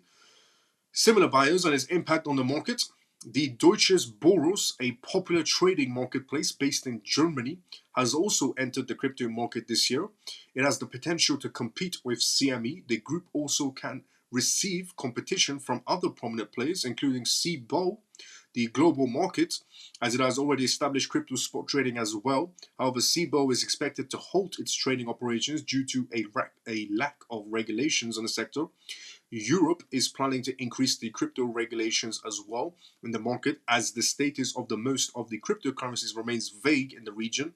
The popular cryptocurrencies, including Bitcoin, are already facing issues in safeguarding their existence and maintaining their positions. Although the availability of the spot market means traders can now build complex crypto trading strategies around spot and futures instruments in the regulated market space, carry trades have also been a part of the CME platform. The founder of 10x Research shared his views, saying crypto exchanges can lose their market share as some businesses will be absorbed by the anticipated entry of Bitcoin spot market on the CME. So a lot of CEOs, co-founders, executives, they're all, coming out and giving their opinions on CME, the world's largest global, market space, and the second, also the largest inside the United States as well, entering the crypto space. First asset they're going to be offering to people is Bitcoin, and then it will lead on to other assets as time goes by. But this is great news for the adoption of cryptocurrencies, and crypto exchanges should get scared because institutions might be going towards CME, which is a legitimate place where they could get crypto assets, rather than go to crypto platforms or even high-profile investors. But this is amazing news. It's one of the biggest news we could have ever heard come out. Is, honestly, CME, the second largest exchange in the world for trading futures and options on futures, and the largest futures exchange inside the United States. The second in the whole world and the largest inside the United States is about to enter the crypto space. This platform is about to enter the crypto space, which is amazing news. Now, global liquidity cycle set to push crypto in the next massive bull run market, according to macro guru Raoul Pal. But before we talk about that, let's go inside the comment section. That is absolute bullish news. Regarding the Harvard news that I just read out, bullish news. Regarding CME entering the crypto space, massively bullish news. We have so much bullish news to go through back to back now. I've left the good news towards the end of the live shows. Before I read out the next news, let's go inside the comment section. Here we go. As Tangem is new, takes time to crack the code maybe. No, it's because the Tangem chip is what makes it difficult for them. What factors would you conclude to be the reason why ACH will reach within 12 months? Jim, good question. When we get to the ACH news, I'll explain. Actually, simplest explanation. ACH, amazing contracts, has the money transfer licensings, has incredible partnerships, incredible developments going on. ACH is going to propel to all-time new heights, definitely. One of the biggest categories inside the crypto space is finance. People like to say, that is the biggest. Meme coins is a very good category. No, forget about all that. Okay, finance, money going digital is the most important part of the crypto space. Second is data, and regarding tokenizations, it falls on the finance because it's a new avenue stream. So money going digital, finance is the number one category. Anything inside the money category with contracts, partnerships, and developments with big names is good to go. Anything inside the finance space with no partnerships and no contracts, they're going nowhere. Data, the same scenario as well. So ACH, the list of partnerships is absolutely crazy. And the list of contracts it has, the list of developments it has going on, the list of money transfer licenses it has, absolutely crazy as well. So why would they not reach that price point is the bigger question. Now, global liquidity. Global liquidity cycles set to push crypto in the next massive bull market, according to macro guru Raoul Pal. Former Goldman Sachs executive Raoul Pal thinks that the global liquidity cycle will drive crypto prices higher. Raoul Pal tells his 730,000 subscribers that there are currently macroeconomic sources of liquidity everywhere, which is not lying, there definitely is. And we'll go through that as well. And I've went through this a couple of days now, including upcoming monetary policy choices from the US Federal Reserve. The Real Vision chief executive also notes that global liquidity increases in crypto macro summers. Obviously in 2020, it went bananas because of the pandemic, but 2016, 2012, these were good periods for liquidity. And guess what? Crypto technology, they all rose. This is what he said word for word. Then you get into a fall. Fall is often when the real fireworks happen. Liquidity keeps pumping and everything taps out into the winter. That's when you get the corrections, the crypto down cycles. So we got the best two parts of the cycle to come. Raoul Pal says he's pretty much 100% invested in Solana right now, plus a few small meme coins and other bits and pieces. He didn't reveal the other cryptocurrencies. The Solana/Bitcoin cross charts and the Solana/ETH cross charts look so compelling that I'm like, if my job here is to make as much money as possible, I'm just going to own the thing that I think is going to go up the most, is what he's going for. Now, what he said on the basis of everywhere, that part where he said the macroeconomics liquidity sources are everywhere, it's all true. Yes, they are absolutely everywhere. And I'll tell you what I mean by that when we get to that news on tonight's live show. But yes, they are definitely everywhere. So many institutions are in the place, so many banks are in the play. I want to give you an actual number of how many institutions are in the play regarding ETFs. Okay, and I have the numbers now. So every day I've been talking about the data. Every day I've been on this live show, I've been talking about the data of how many institutions are holding Bitcoin ETFs and Ethereum ETFs and so on, on the Hong Kong side or worldwide side, because they all filed out their 13F filings. I have the actual number of how many institutions on the dot actually are holding ETFs. And it shows the adoption state of the crypto space and how everywhere it is spread out.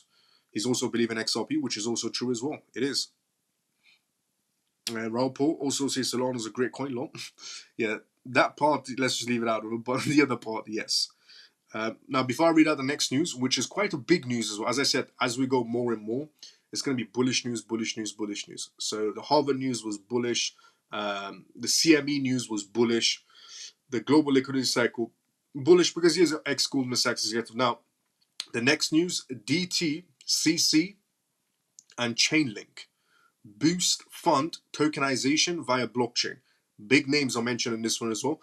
And that's the next news we're going to be going through on tonight's live show. But before we do that, and as I said, the more we go into it, the more bullish each news will become. But before we read that, let's go inside the comment section. And I read everybody's comments one by one as well. So if you do have any sort of comments, put it down inside the comment section. Here we go. And what factors? So there you go. Okay. Hi Miles. How you doing, Max? How you been? Hi, Miles. Any opinions on ONDO Finance Coin? Yes, a lot. ONDO Finance Coin, incredible. Look, ONDO Finance Coin, I mentioned it when they launched, essentially. I mentioned ONDO on this live show when they launched. It's an incredible project. They're moving in legitimate footsteps. And what I mean by legitimate footsteps is their CEO of ONDO Finance actually made a hefty investment into BlackRock's tokenization fund. They are actually one of the still could be the largest, but at one point ONDO Finance was the largest investor into BlackRock's tokenization fund I built. Okay, so ONDO Finance is the CEO is doing incredible movements as long as he stays on the path he's in, which is the legitimate path. Diversifying ONDO's portfolio into BlackRock and Fidelity and so on. ONDO Finance is going to do incredible. And regarding their lending and borrowing, that's a massive space to be in inside the crypto space. It's got to do with finance. It falls under the category of finance again, okay? Tokenization falls under the category of finance. It's a new avenue stream. Lending and borrowing is technically an avenue stream that exists, but it's digital now. So it's moving from traditional to digital aspects. So that's also an avenue stream as well. It all falls under the category of finance, which is the biggest category inside the entire crypto space. And ONDO Finance, incredible. Incredible project, incredible CEO. And if they stick to what they're doing, if the CEO sticks to the path he's taken, he'll do extremely well. He made a pledge of $95 million into BlackRock's iBuild tokenization fund. He made a $95 million pledge, and he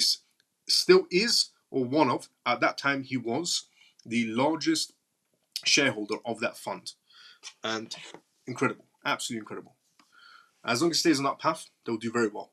What is your price point for ACH by 2025, Miles? Based on the adoption and partnerships, in your opinion, a reasonable price? It's hard to put a price on it because I know it's going to do incredibly well. Conservative price will be around 5, 6, 7. 3 to 5 is conservative.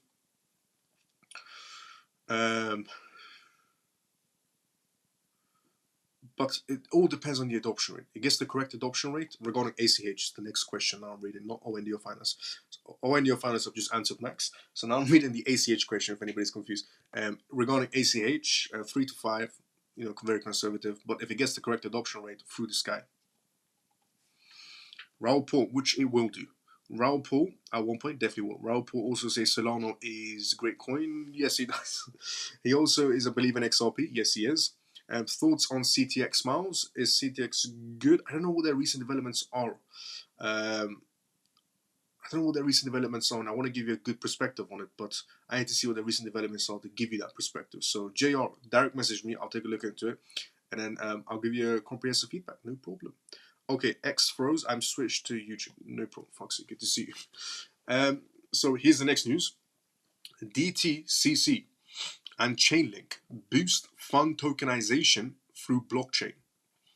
The Depository Trust and Clearing Corporation, DTCC, known as the largest securities settlement system globally, has wrapped up a pilot project named Smart Nav in collaboration with blockchain Coral Chainlink, with major financial institutions from the US also participating.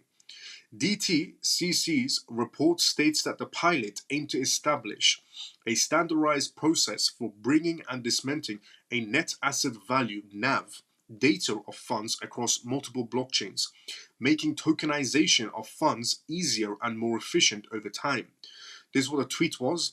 We're excited to share the results of the new Smart Nav industry pilot between the DTCC, Chainlink, and 10 of the world's largest financial institutions that delivered key mutual fund data on chain. Participations like JP Morgan, Franklin Templeton, BNY Mellon, and State Street explored a digital extension to DTCC's Mutual Fund Profile Services, MFPS, to leverage the distributed ledger technology, DTL for data essentially and the consumption. The pilot found that by delivering structured data on-chain and creating standard roles and processes, foundational data could be embedded into various on-chain use cases like tokenized funds and bulk consumers. smart contracts holding data from multiple funds. It successfully demonstrated the feasibilities of integrating structured NAV data onto blockchains, ensuring consistency and accuracy. It also established automated data routing via smart contracts, promoting dynamic data management and preventing fragmentation through Chainlink's cross-chain interoperability protocol (CCIP). Clients gain the ability to consume a price and rate again in real time through new interfaces, including APIs and smart contracts.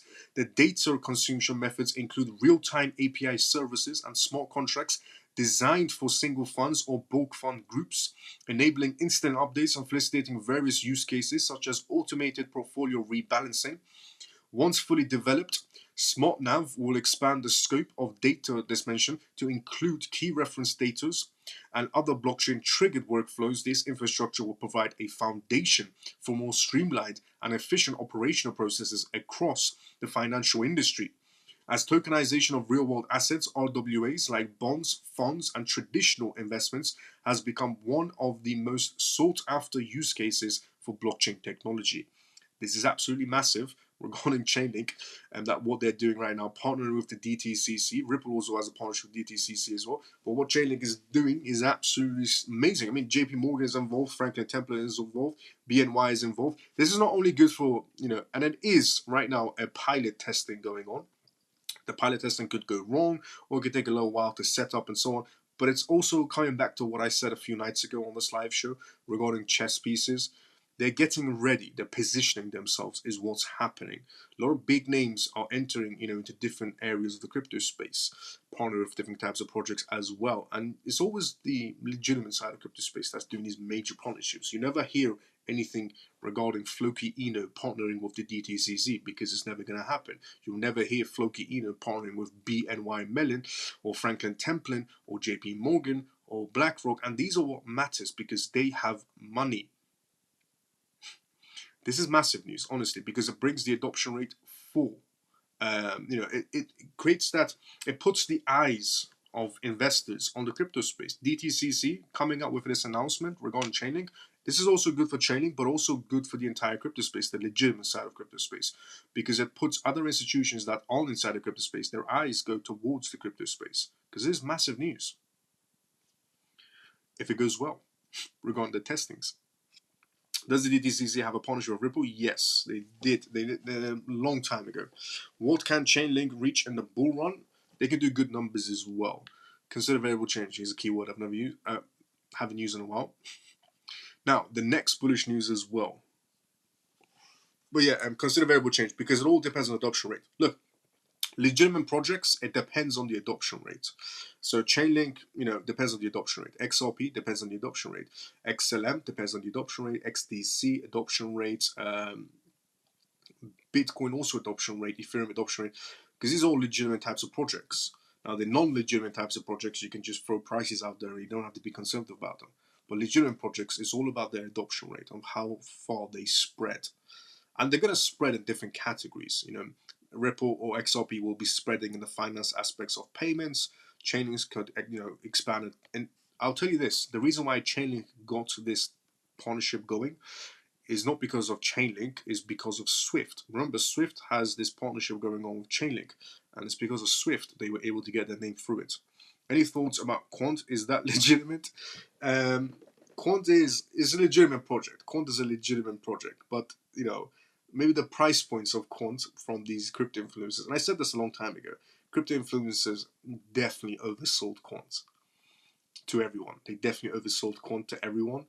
I remember, if you were inside the crypto space last year, crypto influencers were telling people Quant is going to go to $2,000, $10,000. There were people going for Quant and saying Quant is better than XRP. The Bank of England is going to use XRP. Quant. The Bank of England is going to use Quant. Quant is the new banking partner. Forget about XRP. Forget about XDC. It's all about Quant. Forget about Chainlink. And they said it's all about Quant. They definitely sold the Quant hype, the crypto influencers, last year to everybody. I was laughing away. I told everybody, don't buy into the hype. It's a legitimate project. Without it, I would never say Quant is a non-legitimate project. It's a legitimate project, but definitely oversold on what it can actually do in the real world. Even the Bank of England participation project, still no single word out of it at all. Still not a single word out of the participation. And it wasn't even a partnership. It was Bank of England, Project Rosalind, Participation Quant, and other projects and other companies involved. The crypto influencers ran with the story. Bank of England partners with Chainlink. Partners with Quant. Big news. And I was the only one inside the crypto space telling people, no, it's not a partnership. It's a participation. There's a very big difference between partnership and participation. This is why I will say, everybody's entitled to an opinion, but opinions are not correct, and facts are facts. Always stick to the facts. You'll be better off. But yeah, I was laughing my head off when people were saying, Quant is the banking partners, the chosen golden goose. It never was. It was something that could be used, but definitely oversold. XRP has a much more wider range in the banking space. XDC has a much more wider range in the banking space. Chainlink has a much more wider range inside the banking space. XRP, XDC, HBAR, Link, ACH, they all have more of a wider reach inside the banking space than Quant ever did, to be fair. But it's still a legitimate project. Realistically, can Quant reach 4 figures? It has a low token supply, but that's also not a reason. Okay. Also, another reason why a lot of people assumed Quant was going to reach $1,000 is because they say, oh, look at Quant's token supply, it's minimal, it's nothing. Look at Quant's token supply, it's so low, it's bound to reach those price points. Not really, because there are a lot of crypto projects that have 100,000 token supply or 1,000 token supply, and they're nowhere near the top. So it's got nothing to do with token supplies. It's got something to do with adoption rate. If it's going to be used or not is the key factor. And the contracts is what will tell you about that. So can it reach 4 figures? If it gets the adoption rate, sure. If it doesn't, no chance. I will never put another penny into Quant. I will never put another penny into Quant. Fair enough. Calvin Hill, preferred Quant for XRP. I've invested into it before Miles came into our lives. I invested into it before Miles came into our lives. Let's go. XLM as well, more in the banking space rather than Quant. XRP, XLM, XDC. ACH, Link, they're more inside the banking and the finance side than Quant will ever dream of becoming. I'm selling all my Quant if it gets to 250. Chainlink over Quant? Yes, definitely. In my opinion. And again, look, it's a legitimate project. There's nothing wrong with Quant. It's a legitimate project. It's a legitimate company. It's partnered with Vocaro. It's partnered with an Italian finance company. It's a participation project going on with the Bank of England.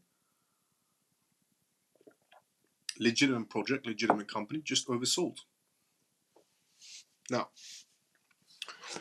there's a lot of projects I would choose over Quant. There's a lot of projects I would choose over Quant, not just Link. Now, Bitwise, as I said, as I go more into it, the news will become more bullish and more bullish. So the Harvard University was bullish news, the CME bullish news, Rapport bullish news. Now, Bitwise CIO. Bitwise CIO says BTC ETFs are a huge success. And 13F filings make him incredibly bullish.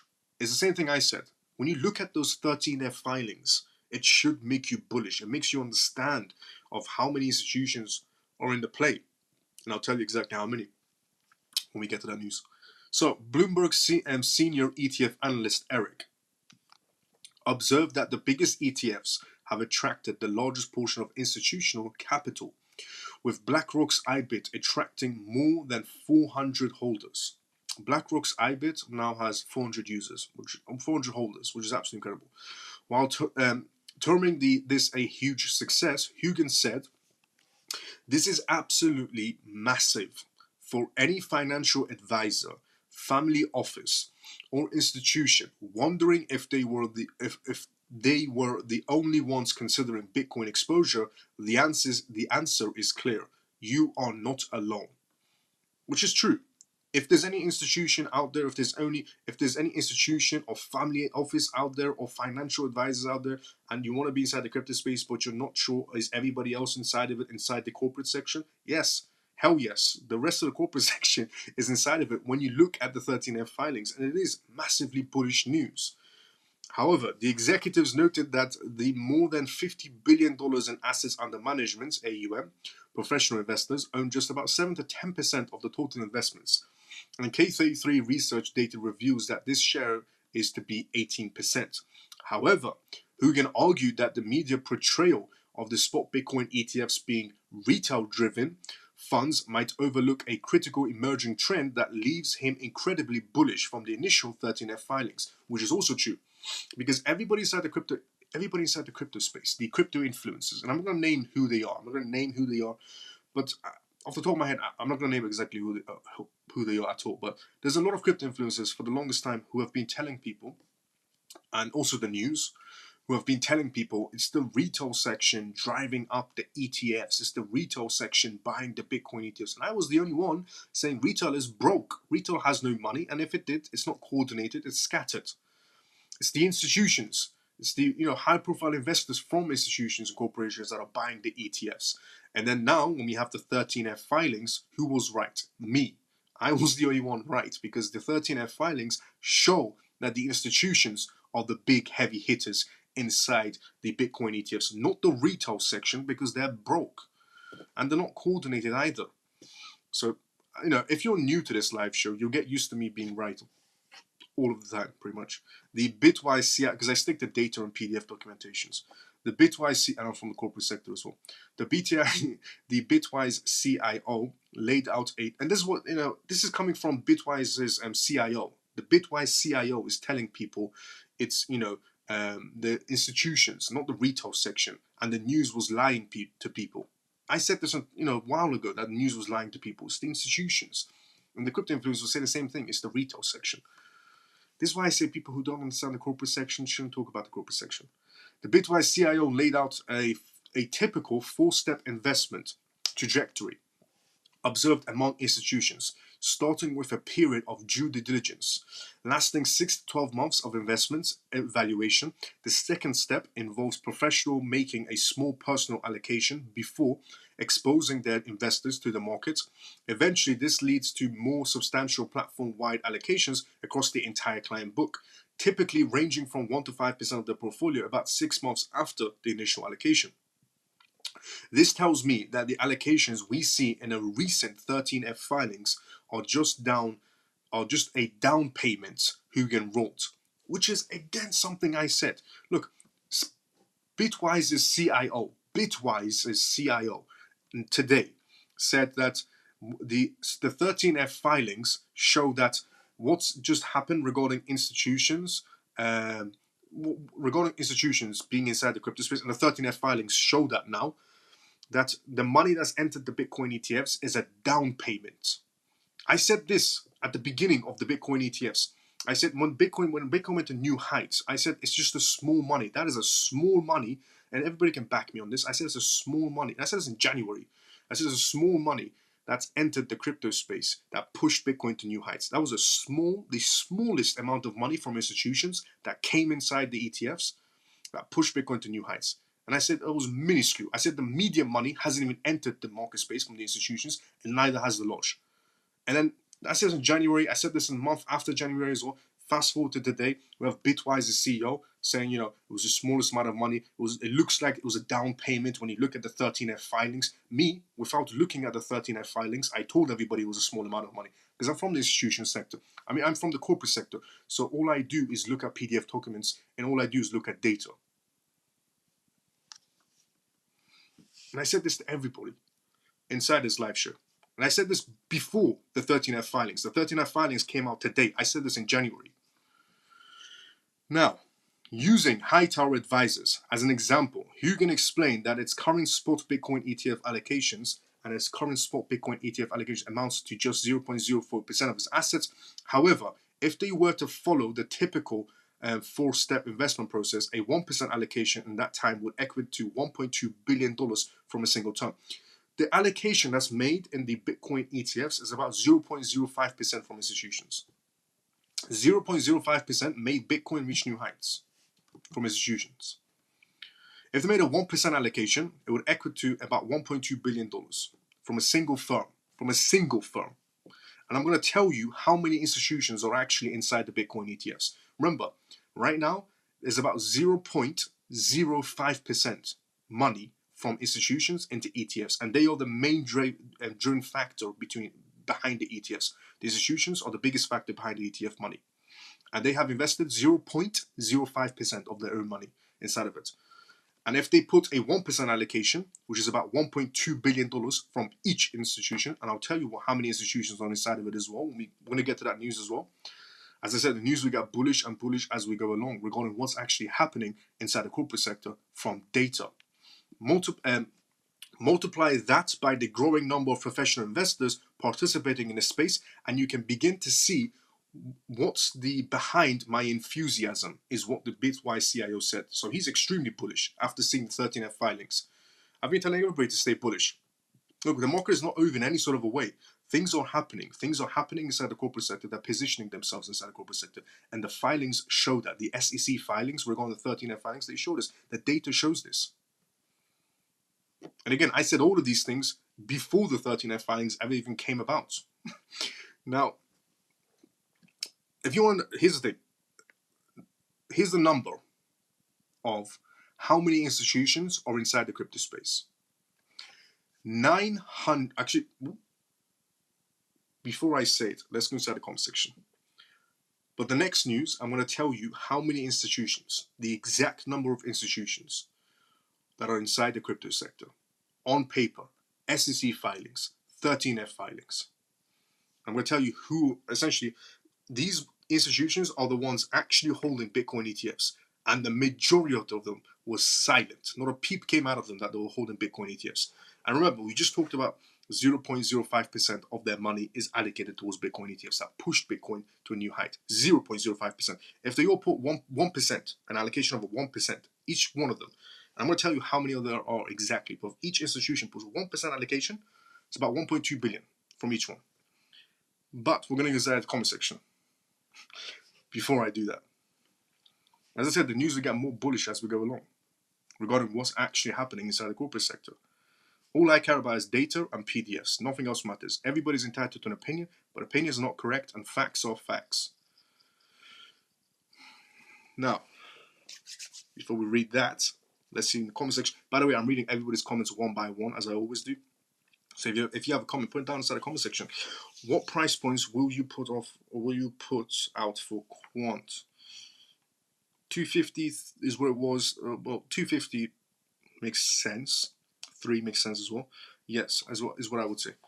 Yes, it will hit a highs of hundreds, even thousands, but I'm not interested after 250. Fair enough. There is so many better cryptos to invest in for this bull run to return you better gains for the next bull. Yeah, Miles has a crystal ball, which is true. I've been told I have a crystal ball. Guys, to get this type of information for free is amazing. No one else tells it quite like Miles. Research and facts. Let's go. Thank you so much, Iman, for the kind comments. Just say it. Okay, I will say it now. So, great information with Miles. Let's go. 937 institutional investors reported holding Bitcoin ETFs. 10 times as many as gold ETFs. 937 institutional investors. 937 institutional investors reported holding Bitcoin ETFs. 10 times as many as gold ETFs. And not a single peep came out of any of them. The only ones that came out publicly on the news was BlackRock because they did the ETF. BlackRock because they did ARK Invest because they're doing ETF, Fidelity because they're doing ETF, and so on and so on. But even JP Morgan, Mr. I hate Bitcoin. JP Morgan holds Bitcoin ETFs. They filed in their SEC F13 filings. They hold Bitcoin for their investors. Bitcoin ETFs. The guy who goes on the news and says, if I was in charge of this country, I will ban Bitcoin. Him He owns Bitcoin ETFs in JP Morgan. Not him, but his investors do in JP Morgan. Experiencing phenomenal growth, because you can't lie when it comes to their filings, because they're paying fines if they do. Experiencing phenomenal growth. BlackRock's spot Bitcoin ETFs garnered more than 400 assets, ownerships, notifications in its first 13F filings, in its first 13F season, which Bloomberg ETF analyst Eric essentially described as mind-blowing and record-breaking achievements. Eric is a great analyst as well from ETF and from Bloomberg. Over the past month and a half, 13F filings for financial institutions have been gradually released. These filings, which report Bitcoin spot ETF holdings as the end of the first quarter of 2024, provide valuable information about which entities are purchasing spot Bitcoin ETF shares and the scope of each purchase. Total filings reveal that 937 professional corporation firms, have invested into ETFs as of March 31st. That's 10 times the number invested in gold ETFs. And this, again, one, the report is from the SEC filings. Two, the analysts and the reports that came out of it. One was Bloomberg ETF analyst, Eric, who's been quite correct on market movements. Two is the analyst from Bitwise as well. And three, which more of a credible source do you want? The SEC website.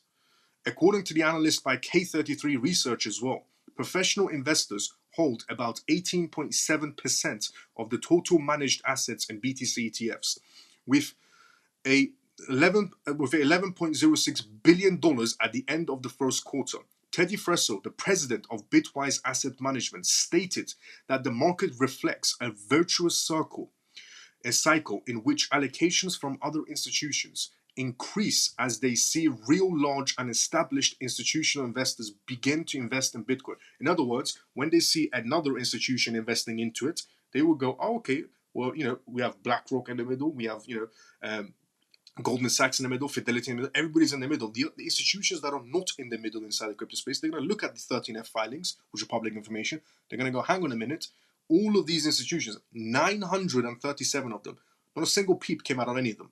The only ones that talked about it was 11 out of the 11 corporations out of 937 came out on the news and said, yes, we hold Bitcoin ETFs. The rest, silent. But if you look at the 13F filings, and you should be doing, the other institutions that are not inside the crypto section are going to essentially go, hang on a minute, they're all in it. Why are we not in it? They've been telling us not to jump in, which grows the adoption even more, not just for Bitcoin, but the entire crypto space. He also addressed the skepticism of market commentators who theorized essentially the inflows exceeding $53 billion were due entirely to individual interest, which is incorrect. According to Fresso, the first 13F reporting season disapproved this theory. Do you know what theory it disapproved? The theory of retail section being in Bitcoin ETFs, which was never true to start with.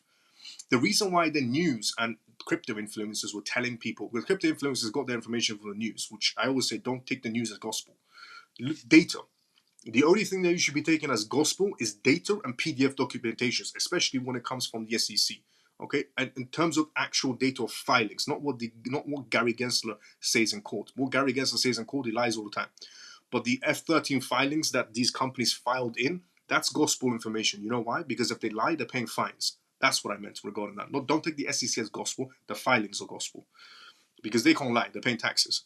So what they're essentially saying, what disapproved the theory is people that were saying, oh, it's the retail section inside the Bitcoin ETFs that pushed Bitcoin to new heights. The reason why they were saying this is because they don't want you to know of how many institutions are actually inside of the crypto space. A lot is the answer. 937 institutions, 937 corporations, professional corporations, 937 professional corporations are inside the crypto section. And you don't think the crypto section is, that's bullish? It's absolutely incredibly bullish. You couldn't get a bigger news than that 937 professional corporations are inside the crypto space.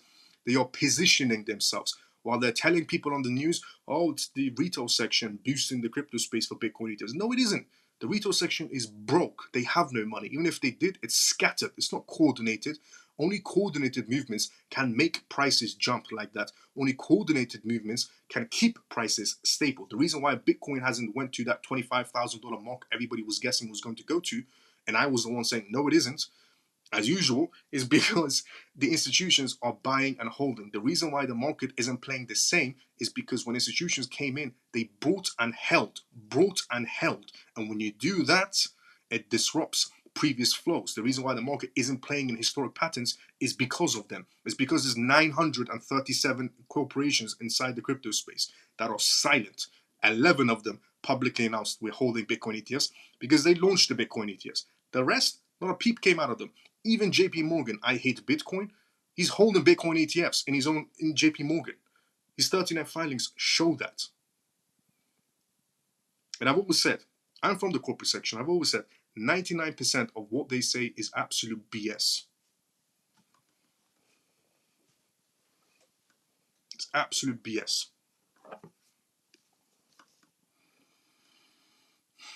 Now, as I said, as we go along, the news will get bullish.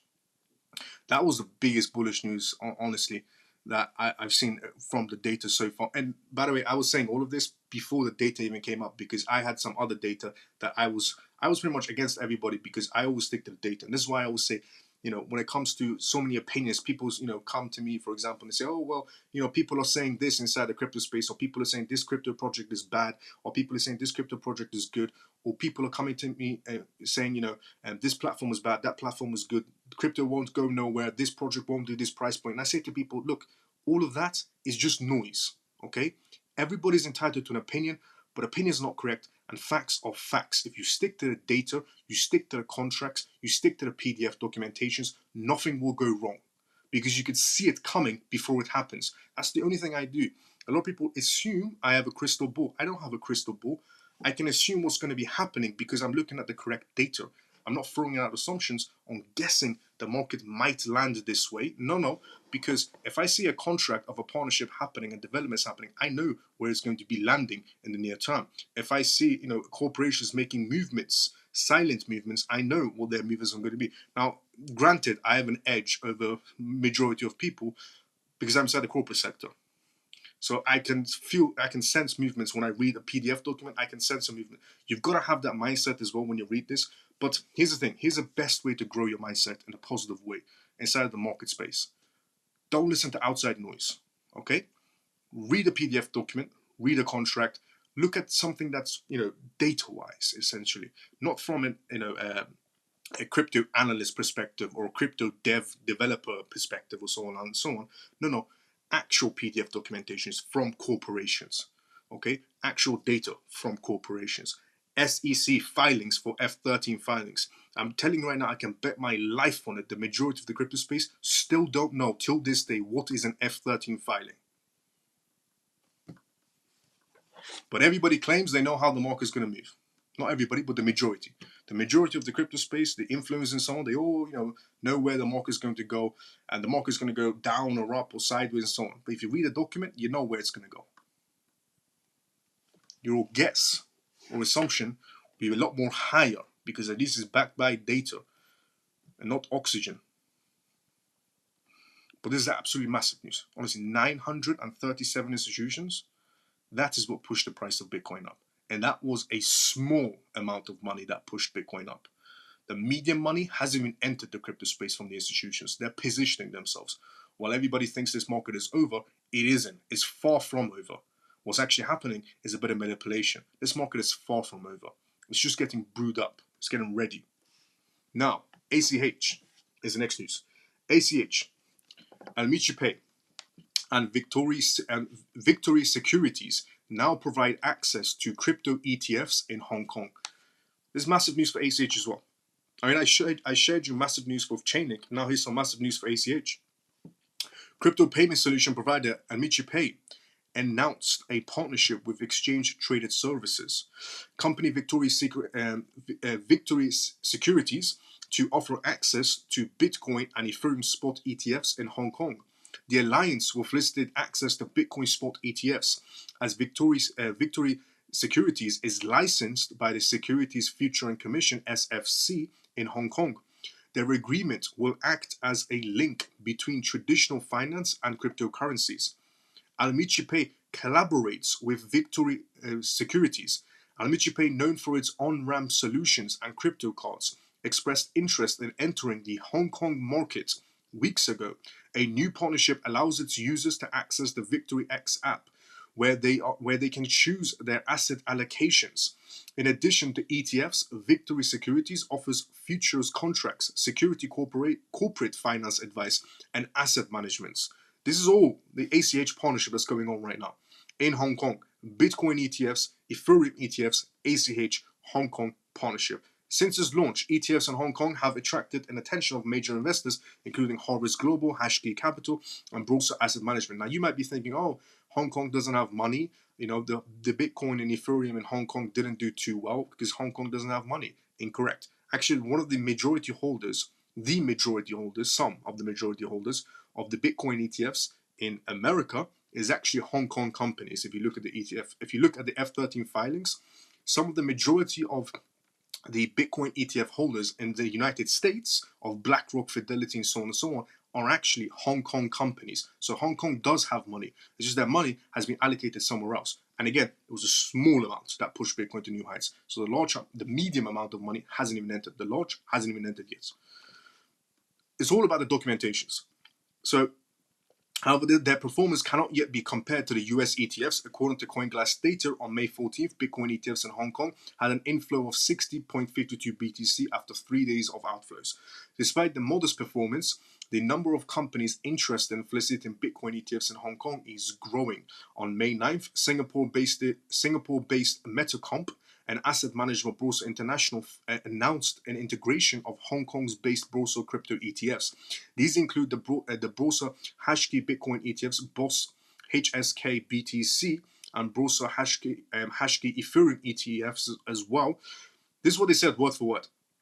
Crypto ETFs provides a means for investors of all levels to enter the world of digital assets through a regulated government backed by the investment vehicles, said the CEO of Wintermute previously.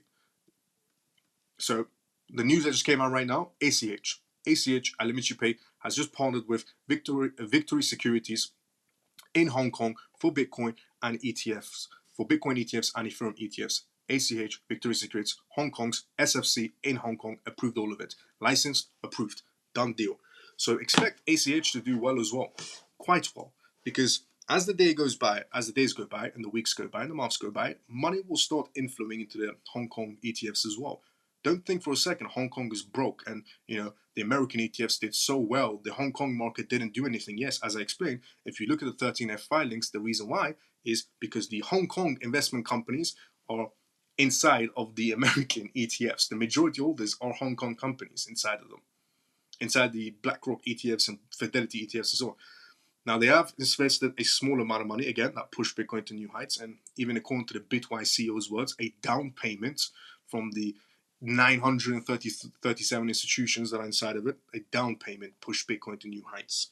And I said this before Bitwise CEO even spoke. I said this before the 13F filings even came out. Now, the next news. TON. T-O-N. I've talked about TON before. I talked about TON when it was first launched. Not Tron. TON. T-O-N. TON was sitting at the bottom of the list, now sitting somewhere near the top of the list. Reason why? Telegram partnership, obviously. 900 million users. How could it not be doing well? Now, some integrations have happened with TON as well, which we're going to go through now as well. But before we go through that, let's go inside the comment section.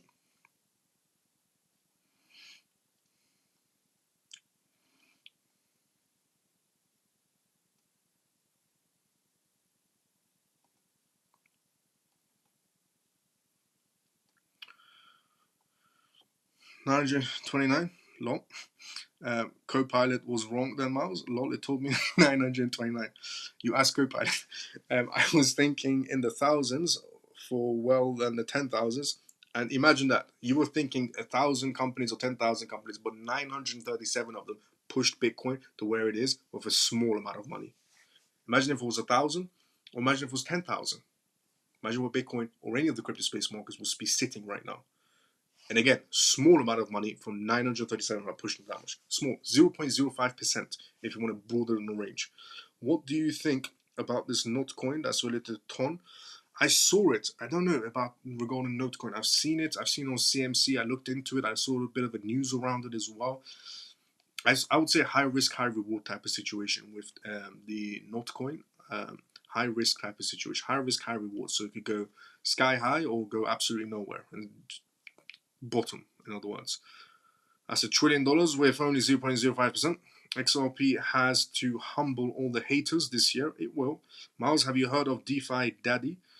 If so, what's thoughts? His information is also free apart from his silly crypto name. I was about to say it's a very odd name to have for a crypto person. Crypto name. I have found the information top level. Well, if his information is good, then that's good. But be careful. Also, with everybody, be careful with everybody inside the crypto space. There's only a few genuine people inside the crypto space. Genuinely, there's only a few genuine people inside the crypto space. One of them is Tegan. She's incredibly intelligent. In my perspective, she's incredibly intelligent and a straightforward type of person. So, I mean, she has the background to talk about it as well. She's from the corporate sector. So, she has that background and she has the knowledge. And yeah, I would say Tegan is a very genuine person inside the crypto space. I would say Bare Naked Crypto. I like the way Bare Naked Crypto, the crypto person, he says it how it is. I like people who get straight to the point and don't sugarcoat it. But regarding the DeFi, I'm not going to say his name again. This is a very odd name. Regarding the DeFi DADDY person, I don't know regarding him. I'll be honest, but just be careful. In my perspective, those two people are genuine people inside the crypto space who say it as how it is. Now, granted, I'm not saying obviously everything they say. Well, Tegan, she's very on point. The Bare Naked Crypto person, I'm not saying everything he says is gospel, everything he says is correct in any sort of a way. What I am saying is I like it when he sometimes says it how it is. Puts people in their place when they try to cheat people inside the crypto space. So again, I'm not saying everything he says is correct, but I respect him for saying it how it is on some topics when it comes to saying it how it is inside the crypto space. Now, Ton. Ton integrates into OOBit app for streamlined USDT and XUT transactions. A major development in cryptocurrency transactions is taking place as the Open Network, TON, incorporates the OOBit mobile app. According to Tether's press release, this integration is a big step forward in simplifying transactions with company USDT and XAUT, Tether Gold, offering merchants a notably improved user experience. Ton expands with OOBit. Since the launch of Tether USDT and Tether Gold XUAT on Ton in April, the network has seen massive growth. XAUAT, directly tied to the value of one of the fine troy ounces of gold, has expanded the utility of cryptocurrencies on Ton. Remarkably, over $200 million in USDT has been issued on the platform, where it has become possible to send USDT directly through Telegram messages now. This feature taps into Telegram's vast user base of 900 million users globally, extending the reach of Ton's native cryptocurrency, Toncoin. Beyond Ton, USDT's influence stretches across 14 other blockchains, including major platforms like Tron and Ethereum, with its recent addition to Celo network in March, enhancing its availability further. Tether enhances payment flexibility as well. The integration of OOBit. OOBit's tap and pay technology allows merchants to accept payments in fiat currencies, even when the transactions are conducted in USDT. This is massive news regarding another partnership for Ton, with OOBit regarding their tap and pay technology for cryptocurrency usage. This flexibility broadens the acceptance of cryptocurrencies, and it also plays an important role in providing banking solutions to these without traditional bank accounts. As Tether's CEO stated that this partnership is poised to revolutionize the crypto transactions by enhancing ease and convenience. Together, we will provide banking solutions to the unbanked population and revolutionize how users transact with cryptocurrencies, making it easier and more convenient to the unbanked population and revolution how users essentially do it. Now, OO-Bits initiative is not merely about adding a payment option, it's also about creating accessible financial services. According to OO-Bits CEO Eram Adar, the collaboration with Tether and Ton focuses on providing access to facilitating global payments for the unbanked. Since launching its first crypto to fiat mobile app in April 2022 and its tap and pay feature in September 2023, utilizing near field communications NFC technology, OO-Bit has been at the forefront of innovative payment solutions. Ton unleashes the creator economy. The presence of Tether on Ton is practically transformative. For the creator economy within Ton and Telegram ecosystems, this development reduces the struggles previously faced by users in acquiring different types of cryptocurrencies or tokens. Justin Hin, a spokesperson for Ton, highlighted the emergence of daily created games and other applications within Telegram that leverage social viral mechanisms. A prime example is the catching game, which was essentially transiting a ton, essentially from another blockchain, surged 2 million users in just 2 months, a stark contrast to the previous growth rates. The most interesting use case are the ones that engage in social viral mechanisms, which is Ton and Telegram. So there are games that are being created on a daily basis that are powerful through the Telegram mini apps. Yes, that's true. Telegram is going full into Web3. I think it's the only application out there that is really aiming for the Web3 sector with such a huge user base. Because we know this, obviously X is going to be going into an everything app, going into Web3. TikTok, there's news, some rumors about it, it's going to be going into Web3 as well. Instagram, Meta, and so on. But Telegram is not the only. Telegram has not just announced they're going to go into Web3, but they're creating wallets. They're partnering with blockchains. They're developing. They're going to be paying people out in cryptocurrencies. They've got a whole creator campaign going on. Big things are happening on Telegram. They're changing everything. Ton's journey has been a resilient one, marked by reassurance after setbacks of a cancelled initial coin offerings in 2020. Due to opposition from the United States Securities and Exchange Commission, the creation of Ton Foundation in 2021 by open source developers highlighted a revolutionary commitment to Ton's original vision. Massive news for Ton. Absolutely massive news for Ton. So, we talked about a lot of things on tonight's live show. Hello everyone, how's my CMF doing tonight? Scott, good to see you, brother. How you doing? You joined right about the endings of this live show as well. What about the Echo guy, the guy that says know what you hold? Echo, he seems like a nice person. Echo seems like a nice person. I don't know about his work, but he seems like a nice person. And what about Fitzo Crypto Mouse? He doesn't like me long. I'm waiting for my day of redemption. The day of redemption will come, don't worry. It will definitely come. Yeah, no opinions about Fitzo Crypto.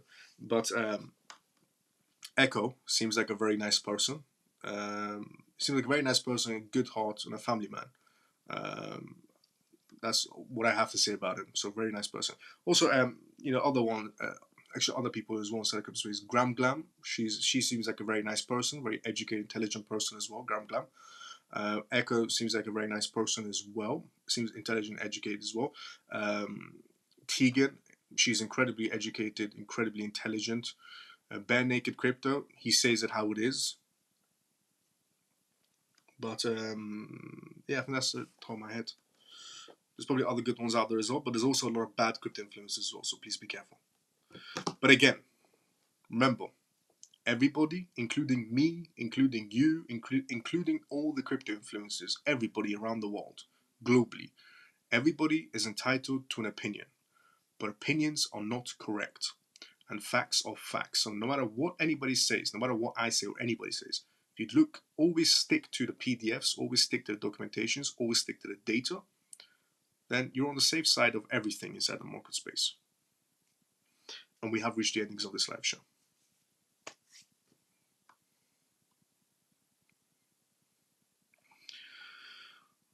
I'm going to do a gist of everything I talked about. Also, if you enjoyed this live show and you're watching it for the first time ever, I do this live show every single night on YouTube Live if you're watching on YouTube, and on X if you're watching on X.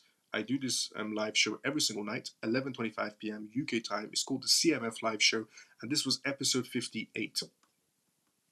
Every single night you can tune into this live show, and everybody inside the comment section, there's some new people, inside the comment section, but there's also CMF members. And if you're wondering, am I free or paid? I'm free. I'm completely free source. I'm completely free source. I believe in education needs to remain free. We also have a free Telegram group. Everything I provide is completely free. I don't charge at all. I don't believe in the idea of paid courses or anything like that. No, and I don't need the money either. And I believe education should be free. So none of that. Everything is free. So you can even join a Telegram group as well. Be surrounded by amazing people as well. Telegram link is inside my YouTube profile and on my X profile. If you want to join a Telegram as well of the CMF. So definitely follow if you didn't tune into it every single night. Hello everyone, how's my CMF doing? So let's go. Facts, Bare Naked Crypto is a bear that keeps it interesting. He ruffles feathers and calls out all the crypto bro influencers savagely though. Yes, let's go, Ray. That's what I meant by he gets straight to the point. Good night, my brother. Let's go. Camel, see you tomorrow sometimes as usual. Sam, see you tomorrow sometimes as usual. Sorry to miss the program. I'm just in from a teacher recognition event in my school district. I will review the video as always. Let's go, Scott. But Scott, brother, it was good to see you. It's good to see you.